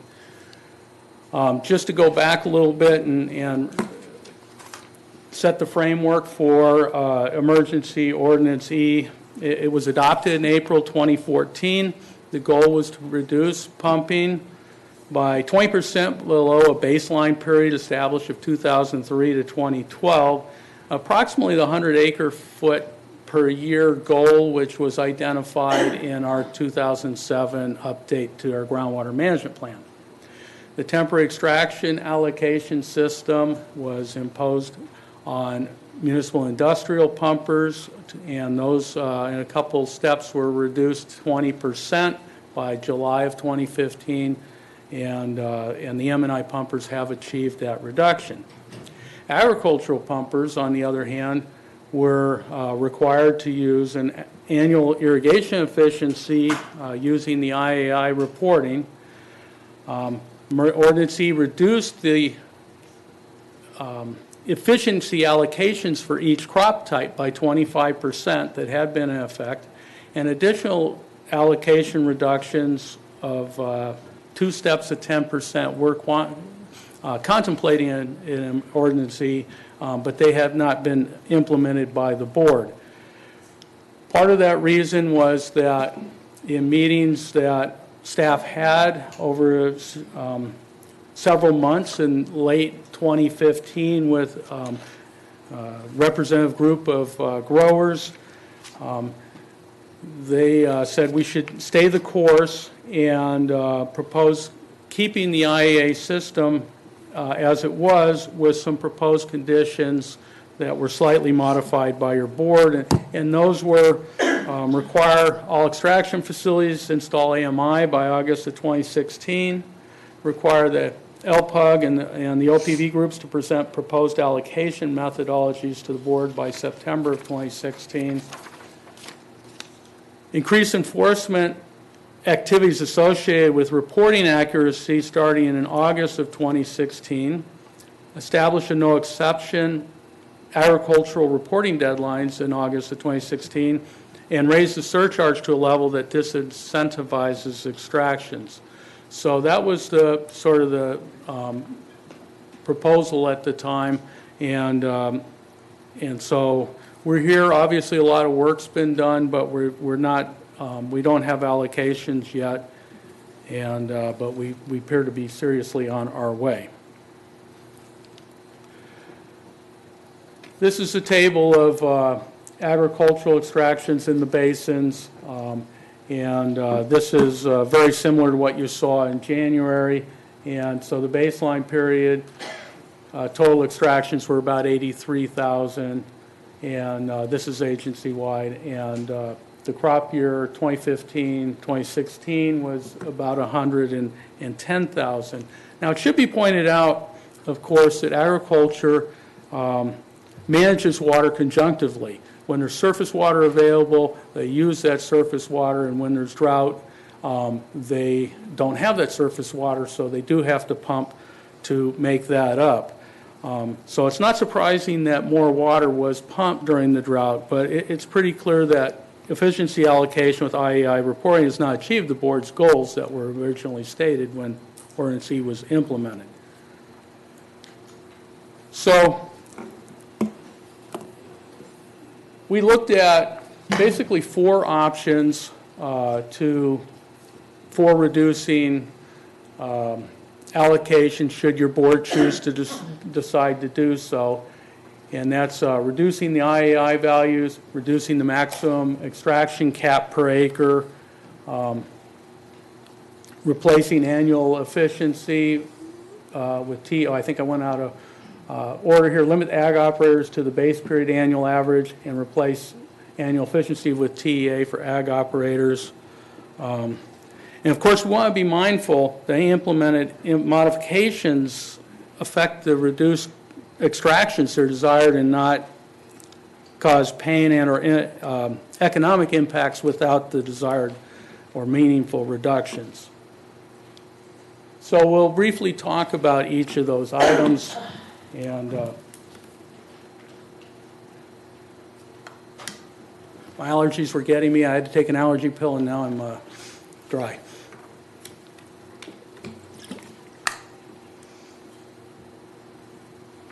So this, I think, this is what was contemplated originally in Emergency Ordinance E.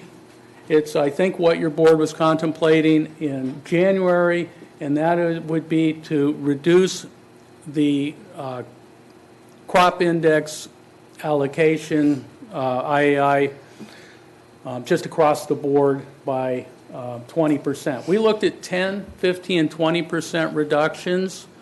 This is agency-wide, and one of the difficulties in projecting what the potential savings would be is that under IAI, it's reported under a mix of surface and groundwater, so we don't know It's not easy to discern how much groundwater it would be, and especially we won't know moving forward depending on what surface water is available. But you can see at 20%, the savings would be less than 10,000 acre feet a year of both groundwater and surface water savings. It would affect about 41% of the accounts or com codes, but it's not a very useful knob to adjust to make meaningful reductions, but that could cause significant impacts to certain growers to reduce it. So that's option number one. Option number two is, in addition to the crop types and the reporting, the irrigation efficiency maxes for each type of crop, there's a maximum extraction cap per acre that's set at the nursery greenhouse value for each CIMMYS ET zone, and we have the three of them, and there's also broken up by the precipitation year type, dry, typical, or wet. Of course, we've just come out of a number of dry years. This year is a wet year by that criteria, and the maximum's a little bit different, varying from the Oxnard, Camarillo CIMMYS to the San Paulo CIMMYS. Most of the Las Posas Basin is not affected. So we looked at 10, 15, 20% reductions of that maximum cap per acre. And again, adjusting that really affects only a limited number of operations and doesn't really affect that much reduction in extraction, certainly not the 20% that your board was looking at. And these two options could be implemented together, but they're not necessarily additive. But they would disproportionately affect certain types of crop operations, particularly greenhouse, nursery, raspberries, and year-round celery, those types of operations that are close to the maximum cap. So that's option two. The thing about options one and two is your board could make those changes by resolution, wouldn't require an ordinance modification. The next two options are similar that we looked at. One is limit ag operators to the base period extractions of the 2003 to 2012 annual average. We'd have to do some additional analysis to evaluate how many accounts might be impacted by this option. There's a number of challenges, determination of changes in irrigated acres, and let me back up, say changes in irrigated areas and new accounts created after the base period. Under historical allocation, water usage was not linked to land, and before Emergency Ordinance E, only a third of the agricultural accounts reported under efficiency allocation. They reported under historical allocation.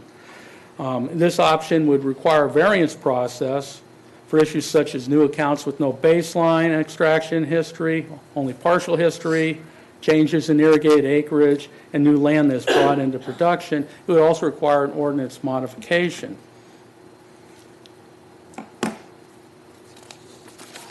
The fourth option that we looked at is to replace IAI with the TEA that the M&I is under, which was effective on the M&I. This was considered at the time that Ordinance E was developed, but your board received comments from stakeholders with concerns, including that doing so would penalize those operators who had invested and implemented efficiency improvements during the baseline period and perhaps reward those who had not. An advantage, at least administratively, is this is an allocation that's already in use for M&I and should be simpler to implement. However, it would likely result in a large number of variance requests, as was experienced when switching M&I operators over to TEA. And it too would require an ordinance modification. So where does that leave us? Progress is being made, but new allocations will not be ready by your board's established deadline of August for implementation in October.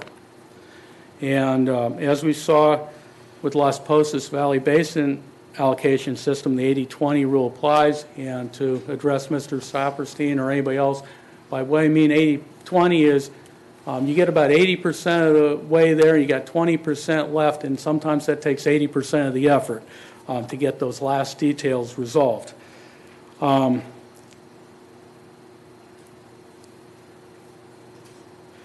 I guess it's unsure. We thought maybe the OPV stakeholder groups had come over that first hurdle of the resolving how much allocation of the total allocation would be M&I and how much was ag, but maybe that's not completely resolved yet based on Mr. Saperstein's statements. Staff is presently now working on the semi-annual extraction statements. The M&I ones will go out the end of this week, but for the ag operators, for the 2017-18 crop year, those statements will go out the end of next month.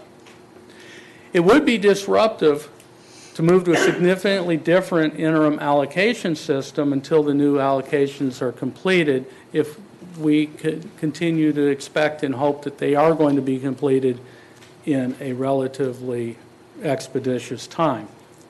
You know, for this reason, we recommend that your board affirm the continuation, at least for the 2017-18 reporting periods of Ordinance E, until the new allocation systems are developed and phased in for implementation. In terms of making adjustments, as we see it, it's challenging to implement meaningful reductions under the IAI system, as your board directed in January. Options 1, the IAI reduction, and or 2, the reduction per cap, could be implemented by board resolution, but it's pretty clear that these actions will not achieve the board's goal of a 20% reduction. Options 3 or 4 would be more effective, but they require an ordinance modification and significant work to implement. And so what we would recommend is that you reserve implementation of either of the latter two, 3 or 4, for a later date as a backup if we're still not getting allocation systems developed. For example, your board could direct implementation of one of these two options if the new allocation systems aren't ready to be implemented by the end of the first 2017-18 reporting period in 6 months, if that's appropriate. That's one way you could go. But that's a pretty, it's a pretty good hammer, and we could be working on developing that if that is the desire of your board. Other options the board could consider implementing in the short term are to put a cap that there's no increased water use from either, say, the 2014 or 15 or 2015-16 reporting periods. That means that growers that haven't couldn't move to a more water-intensive crop or bring a bunch more new acreage into production under IAI if they were limited to that cap. They could continue on IAI as they have been, and that's something you could choose to do. Another option could be consideration of increasing pumping surcharges, which was originally considered back in 2016. And in the past, the agency has looked at those periodically and kind of based them on what Cayugas was charging for imported water. And we've learned that Cayugas just passed board on the 21st an increase on their imported water fees, and that would actually now raise those up above our surcharge. So we would recommend that you direct us to come back to your board with a revision of the surcharge so that it makes it more expensive to pump above allocation than to obtain imported water in those areas where they can do so. So that concludes my remarks on the emergency ordinance e-update, and I'm happy to take any questions. Thank you, Kim. I guess one, if I understood the staff's recommendation, would be to maintain the status quo under Emergency Ordinance E while the allocation systems for the GSP are developed? Staff's recommendation is, let's not move off IEI at this point. Let's move forward at least into this next reporting year. There are some tweaks that your board could consider making to the IEI in terms of reductions or maximum per acre caps.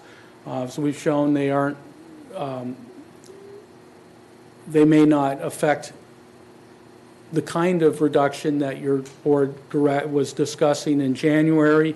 Another thing that your board could consider implementing is the cap that we spoke of like the 2014-15 or 15-16 reporting, whatever that was, not to increase beyond that. But you're not recommending any of those? No,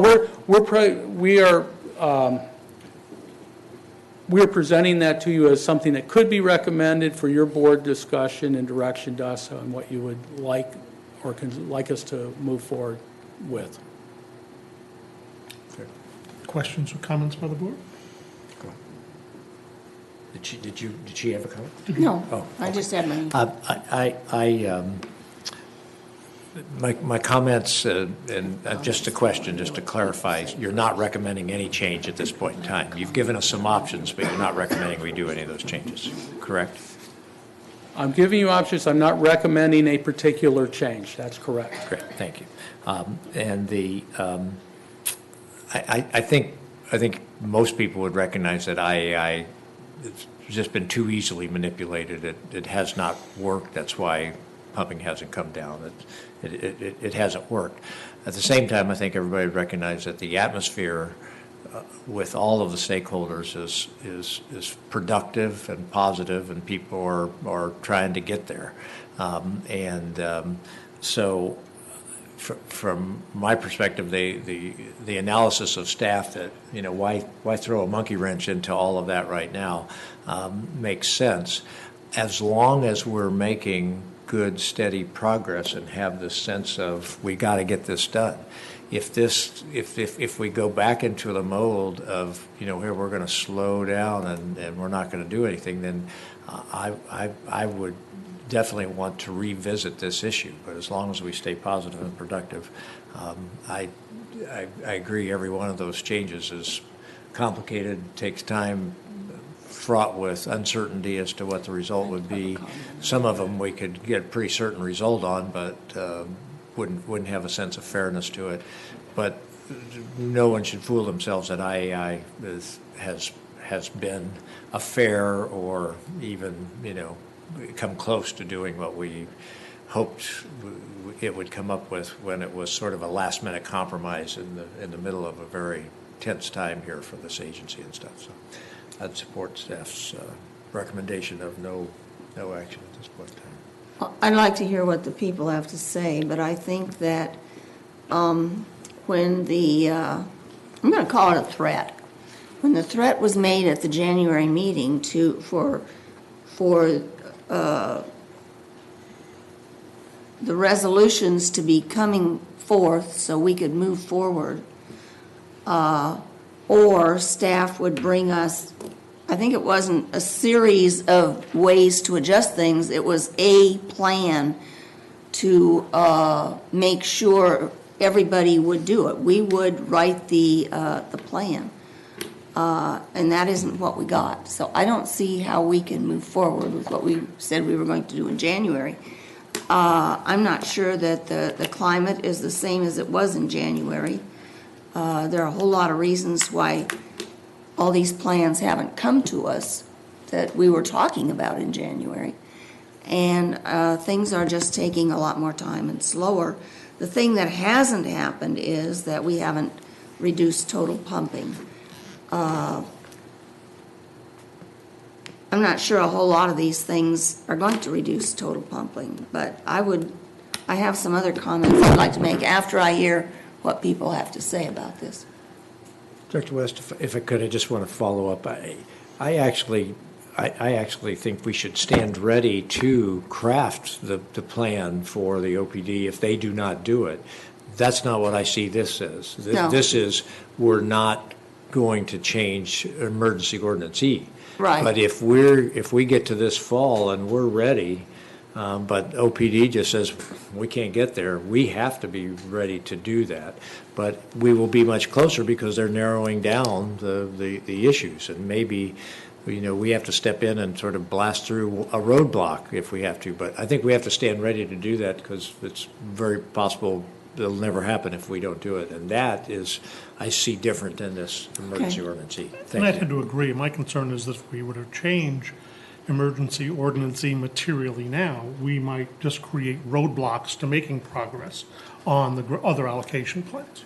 So, with that, if there are no other comments from the board, I'll open up to comments from the public. I knew somebody'd comment. Well, Rob threatened to, but that's Jurgen Gramko for OPV. The one comment that really struck me from Dudek's presentation was that precipitation is more influential on the groundwater levels than pumping. And to the extent that the IAI appears to have been a bust, you have to look at it in the context of the fact that there was no precipitation, there was no surface water. So yes, in comparison to the 10-year period, the 2003 to 2012, it's going to be higher. But is it really reflective of the fact that agriculture isn't trying to conserve? And I would say that's the wrong conclusion to draw there. As to making changes, we appreciate the fact that the GMA is exercising some patience here and allowing us to continue to arm wrestle and switching to a different system, TEA type system, and coming down with a 20% reduction would be very disruptive and counterproductive to the process. One thing I'd like to point out is we've looked at this now in terms of the existing average of pumping is about 100,000 acre feet. We've heard United's model of safe yield being about 65,000 acre feet. So that's a 35% reduction of where we are today. And under Sigma, we would progress downward over the course of 20 years. Imposing a 20% cut immediately is to cut more than half of what we would otherwise go down over 20 years. And that truly would be very disruptive. And I would also remind you that Ordinance E was put in place prior to Sigma. And so at that point in time, Fox Canyon was operating on a framework of regulation that has to some extent been superseded by the state, and we should now move forward and look at everything in terms of Sigma rather than pre-Sigma. Thank you.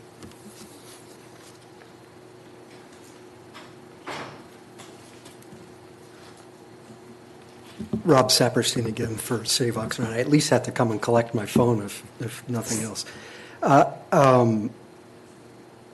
I really try to be productive and solution-oriented in whatever context I can be useful, and I apologize in advance.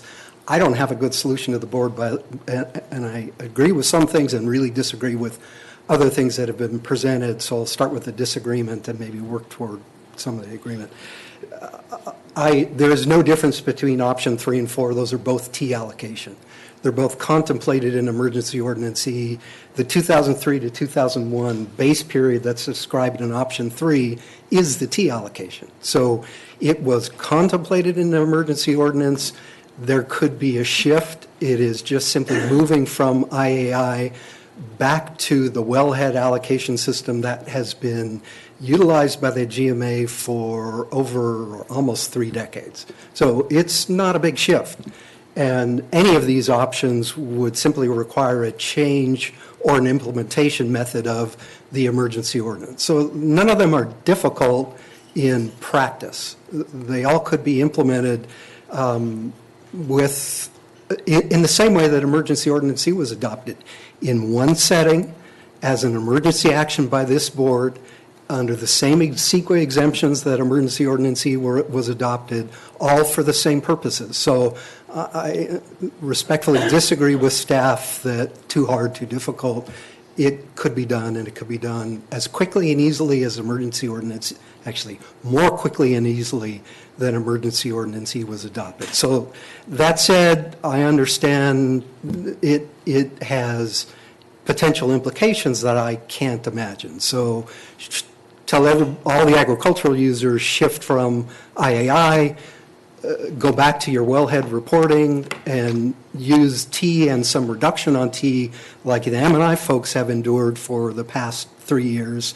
That will send folks into a tizzy, and that may make it difficult to capture their attention in the Sigma context, because now they've got to deal with the practical implications of what could easily be done. I really disagree with staff that they could come in July with a modification of the emergency ordinance to implement any of these 4 options, 2 of which are essentially identical. So, that said, I don't have a good solution, and particularly from an M&I perspective, I don't have enough knowledge about what the impact is to the way agricultural folks have had to change their manner of business practice to digest IAI, other than I know it was a big gulp for them. And to shift back to wellhead reporting, yeah, it's a challenge. And I, if Director Borchard were here, I would apologize again if some of the hyperbole that comes out of my mouth is heard as ag is not being responsible citizens. There's no surprise that in the driest 3 years we've had in the past probably 30 years, that agricultural pumping went up. It's just no surprise. They do what they do, which is use groundwater when other supplies aren't available, and there was no rain, basically, and no surface water. Last year was a little different, so we'll see a drop in pumping, but it may not be as dramatic as staff may be thinking, because even though there was a little bit of rainfall, there was no surface water diverted for direct agricultural use, and there will be no surface water diverted to agriculture in the OPV area for direct surface water use for the foreseeable future. And I have to stop there because United knows its business, but as long as there are quagga mussel problems in the Santa Clara River, there will be no direct surface water diversions to either the PV area or the PTP, which are the largest surface water users when the water is available. And unfortunately, even though there was a little bit of surface water this year, it was not a wet year by any means in this region. There was very little surface water diverted even for groundwater recharge. So we were not tremendously helped in this past winter, and while pumping will likely decrease for agriculture for the look behind, if this summer continues as warm as this spring has been, we're back to the dry years. And that's not a real happy place to be when I have to turn around and explain to the City of Oxnard and the M&I folks, you have endured a 25% cutback on your historical allocation, and then an additional 20% cutback off of a new manufactured allocation in the T, and agriculture has done what they always do. They've been given access to pump the water that they need, by no means wastefully, but they've been given access to all the water they need to conduct their business practices. Are they smart water managers? Absolutely. Have they endured any sort of cutback? No. They've been required to be smart water managers. And that's a really frustrating, difficult circumstance to have to explain, particularly the City of Oxnard and its ratepayers that are trying to finance, as Mr. Nash described, a project that will bring new water supplies in this area. And we're stymied here at the GMA, where the Oxnard community has a resource that it can make available to the greater region, and there's no method of helping that project along either.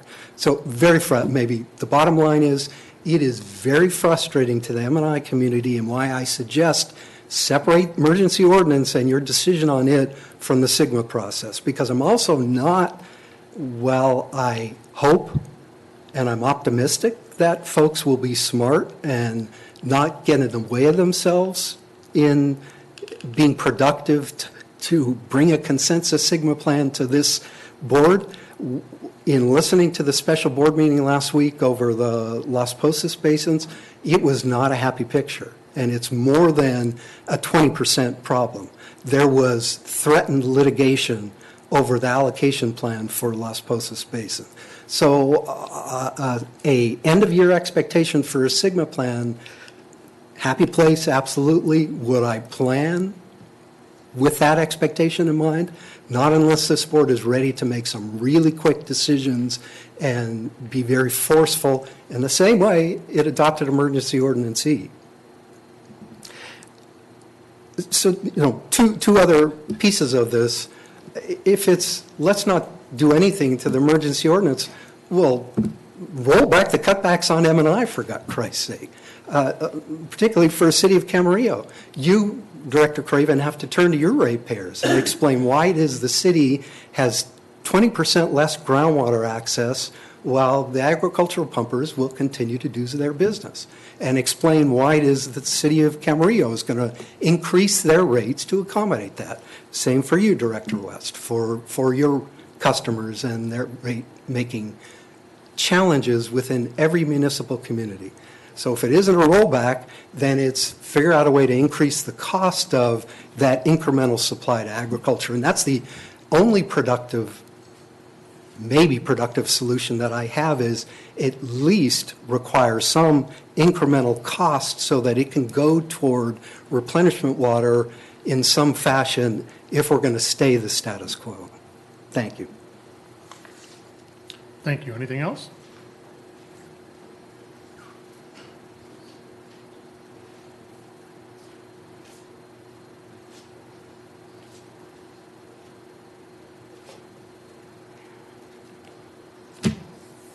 Jeanette Lombardo, California Food and Agribusiness Advocates. I was not going to say anything, but after hearing Mr. Rob Saperstein, and given that Dave's not here, I have to.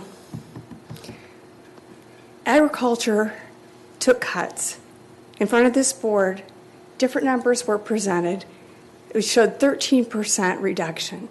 Was it the 20%? No, but we reached reduction. After months of working on a new system, using growers to create forms, create software to change everything. The effort that has been made by the agricultural community has been huge. The one thing that the cities need to realize, specifically Rob, which I didn't think he was working for the city anymore, but the water that is used by agriculture creates food. That food is eaten by the people who live in the cities. That needs to be taken into consideration. Yes, we use that water for a business, and most of the commodities are lucky to break even. Where he gets his logic from, I do not know. That's all I wanted to say. Thank you. I have one question. Yes. I'm not sure the reference you said when you said ag had cut by 13%. That isn't what was given to us, so tell us. That was given at a meeting. I don't know, it was like in January of, I think it was last year, not the 2017, but it was January of 2016? Yeah. Okay, thank you. And someone from maybe OPV might know that number, or might know that date more precisely than I do. We could go back and look at videos and get it to you. Well, let me tell you, some of these meetings have gone so long, I'd hate to ask anybody to listen to all the videos of all the meetings. Anyone else? Any comments or questions from the board? This was a provide direction to staff. I think the direction to staff is to maintain the status quo on emergency ordinance E, and be prepared to revisit revisions to emergency ordinance E if progress on allocation plans for the GSP proved to be a stalemate. I think we need to give a date. Is that by October or January or 2 years from now, or when are you talking about? Because I don't think we can be vague. I mean, we've given,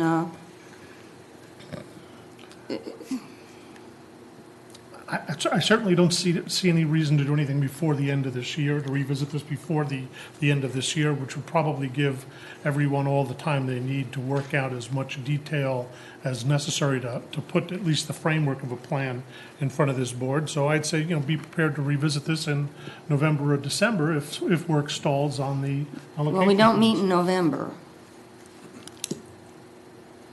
So October or December? You want to? I'd say December. October's too soon. It's too much work to do. And Dudek's contract would presumably end at the end of the year. Is that correct? I think their timeline was through mid-December, if I recall. I asked October him, and 9th. he said, if it was the end of December, and he said yes, but that's... So it makes sense to have that information in front of us before coming to any conclusions. Director Terry, I think Dudek is working on the groundwater sustainability plans. The development of a sustainable yield estimate for each of the basins is part of that. We anticipate that's going to be coming in the next month or two. And so the allocations can move sort of in a, they don't have to be moving at the same speed quite, because the GSPs will say they'll reference an allocation plan as a management action to achieve the sustainability, to avoid those 6 undesirable results, but the actual nuts and bolts and every detail of that do not have to be hammered out by the time the plan is complete, because the plan is just going to say that there's going to be, that's one of the management actions that's going to be undertaken to achieve sustainability. Yeah, that's understood. Dudek's not working on the allocation plans. Correct, that's understood. Okay. Is that the recommendation we want to make to staff? Any different recommendations suggested? Well, I just want to get one comment in. I think that as looking through all of these, my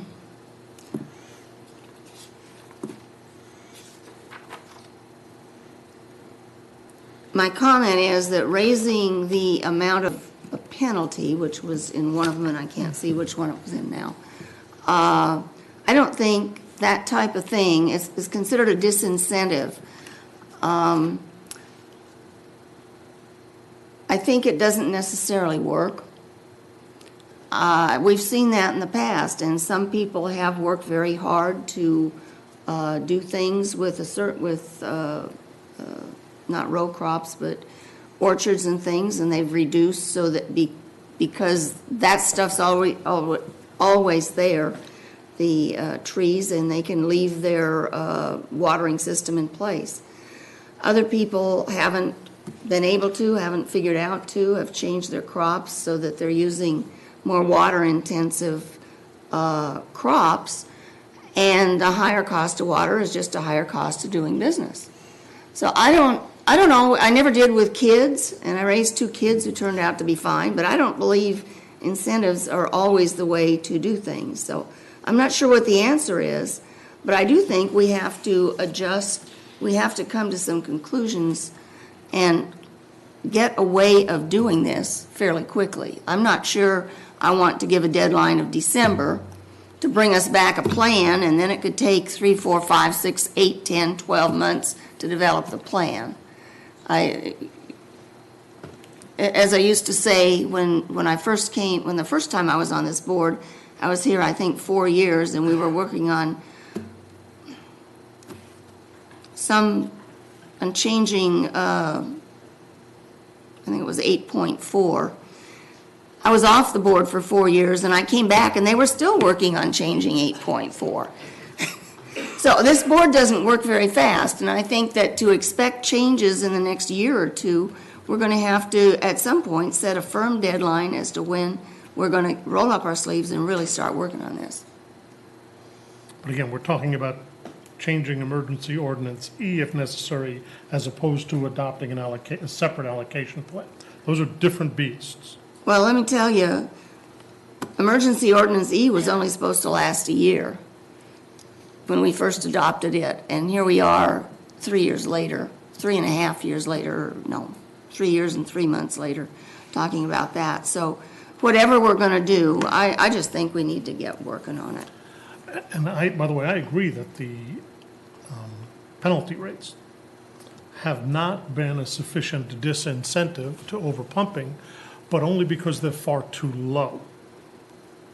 I understand tagging those rates to the cost of replacement water is a logical way to do it, but it's not an effective way to affect behavior. We've had some discussions about the influence of penalty rates with respect to the water market and where penalty rates need to be in order to create a disincentive to gaming that system. And I can tell you they're probably low by 100% based on some of the discussions that we've had. It might be worth having a discussion like that in the future, but if you really want to affect behavior, that's certainly one way to do it. Yes. So the, is this on? Yes. So the, emergency ordinance E, I think we need to get off that as.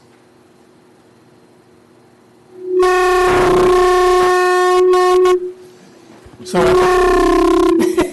I'm just going to. It doesn't like you. Want to turn it off? Okay, we're good. So I think, was only supposed to be a year, emergency ordinance, and the quicker we get to handling allocations by basin, the better, because the basins are different. The Los Posos, West Los Posos is different than East Los Posos. Certainly, Washington PV is different than the basins. And it's, oh, thank you. Emergency ordinance E handles everybody the same, but it's not effective, it's not working, it's not the right way to go. But, I feel sorry for the small Oxnard PV allocation group that's been doing their best to come up with something. And it's the way Rob was talking, it sounded like you've come up with or you're closer to tackling your big hurdles. But, listening from Jurgen, I don't see that you're really that much further down the road, and as far as actually coming up with a workable plan. So I think what you guys need to do is expand your group, get more people in there, especially get more of the actual water users, and expand it beyond just thinking beyond just pumping, but also consider conjunctive use, surface water, because conjunctive use is actually has to be part of the solution, as well as new projects. So I think if you guys sit down with a larger group and you look at the kind of the bigger picture of what we think, say, just initial sustainable yield figure is, and surface water on a normal year, then you kind of have a baseline of what water you might have available. Then you start adding new projects and you plug in costs. Kind of working backwards, you might have a better way to get to an allocation. But certainly you guys have to figure out a split between M&I and ag and get that ratio agreed upon, and then work towards allocation. But it's really getting a larger group and getting more of the users together, I think is going to be important. And certainly United's staff can can help you guys with the resources and information without having to spend extra money on Dudek's payroll, basically, so. Anyway, it's frustrating. I know we spent so many months, and we're really no much further along in any of the basins as far as allocations, but it's like we need to start again right now, figure out another way to approach these issues, and we have to try harder, get more people in the tent, so to speak, and let's really ratchet up the effort. I don't think we necessarily need more meetings, more frequency, but just better meetings and more people. Question before we end of staff. I want to finish this and then I have a question of staff. So this was a provide direction to staff. Jeff, have you gotten the direction you need? Yes, sir. Thank you. I have a question. I don't know if now's the appropriate time or what, but we have a special meeting for July where we were going to hear the Oxnard Pleasant Valley plan. Is that still scheduled? It is. It is. Okay. They're going to be ready, right? And they're going to be ready? They're a lot closer than they were. Okay. I'm looking around you, not at you. All right, we have a item number 8, Executive Officers Report. Is there a... Chair West, before you move off this, one thing I did want to point out and get into the record that I neglected is in that table 1 of agricultural extractions by basin, there was a typo. There's an extraneous 1 in front of the forebay pumping for crop year 2015-16. So it's 7%? Yeah, it's not 7. 17. Right, and that's correctly captured in the title, but there was somehow an editing issue, and that should not be there. Thank you. All right, then moving on, is there a motion to receive and file the executive I officers? have just a couple of announcements, Chair. Okay. First is that staff's recommending that you go ahead and take advantage of the date that you've set aside in August to hold the board meeting, special board meeting. That is August the 11th. I know one of your members won't be in attendance. I won't be here. But you saw the significant amount of work that has to be done. So we're recommending your board go ahead and hold that meeting. Hopefully everybody's date's still open.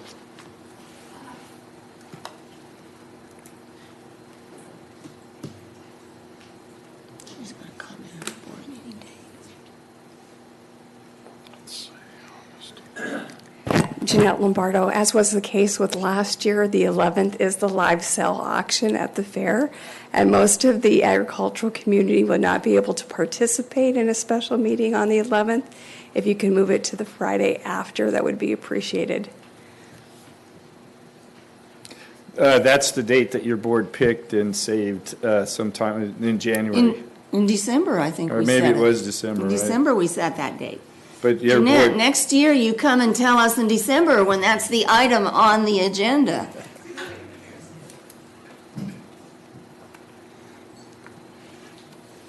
so whatever your board's pleasure, 11th? Or Yeah, the 11th is a better date for me than the 18th, that's for sure. Well, she was talking about the Of August. 13th? No, the 11th of August. I'm just wanting to clarify, were you talking the 13th or are we? 11th is that's a Friday, so it was the following Friday, okay. And the other announcement is that for a number of reasons, we couldn't finish a budget to present to you in June, one of them being the fact that we were still waiting to hear on the grant. A fiscal committee workshop's been scheduled for July 25th, and that will be too late to make it to you in August, so if we have You'll have a August continuing resolution? we don't need it. That's what we did last time. Council said, and not this council, but the Al Boada said that wasn't necessary, so. Okay. You mean he let us go on all that, it must have been an hour's discussion last year. Was it? Oh. So we could have a continuing, and then we held another meeting for a continuing resolution. Well, the good news is you're not in any trouble and there won't be any big Okay. surprises, so just haven't been able to put it all together for you. All right. So you'll get it in August. Okay. Thank you. All right, is there a motion to receive and file So the moved. executive officers report? A second? All in favor? Ladies and gentlemen, we're adjourned. Thank you. here and get to my council meeting. So there's a reduction in total pumping for ag, that 13%.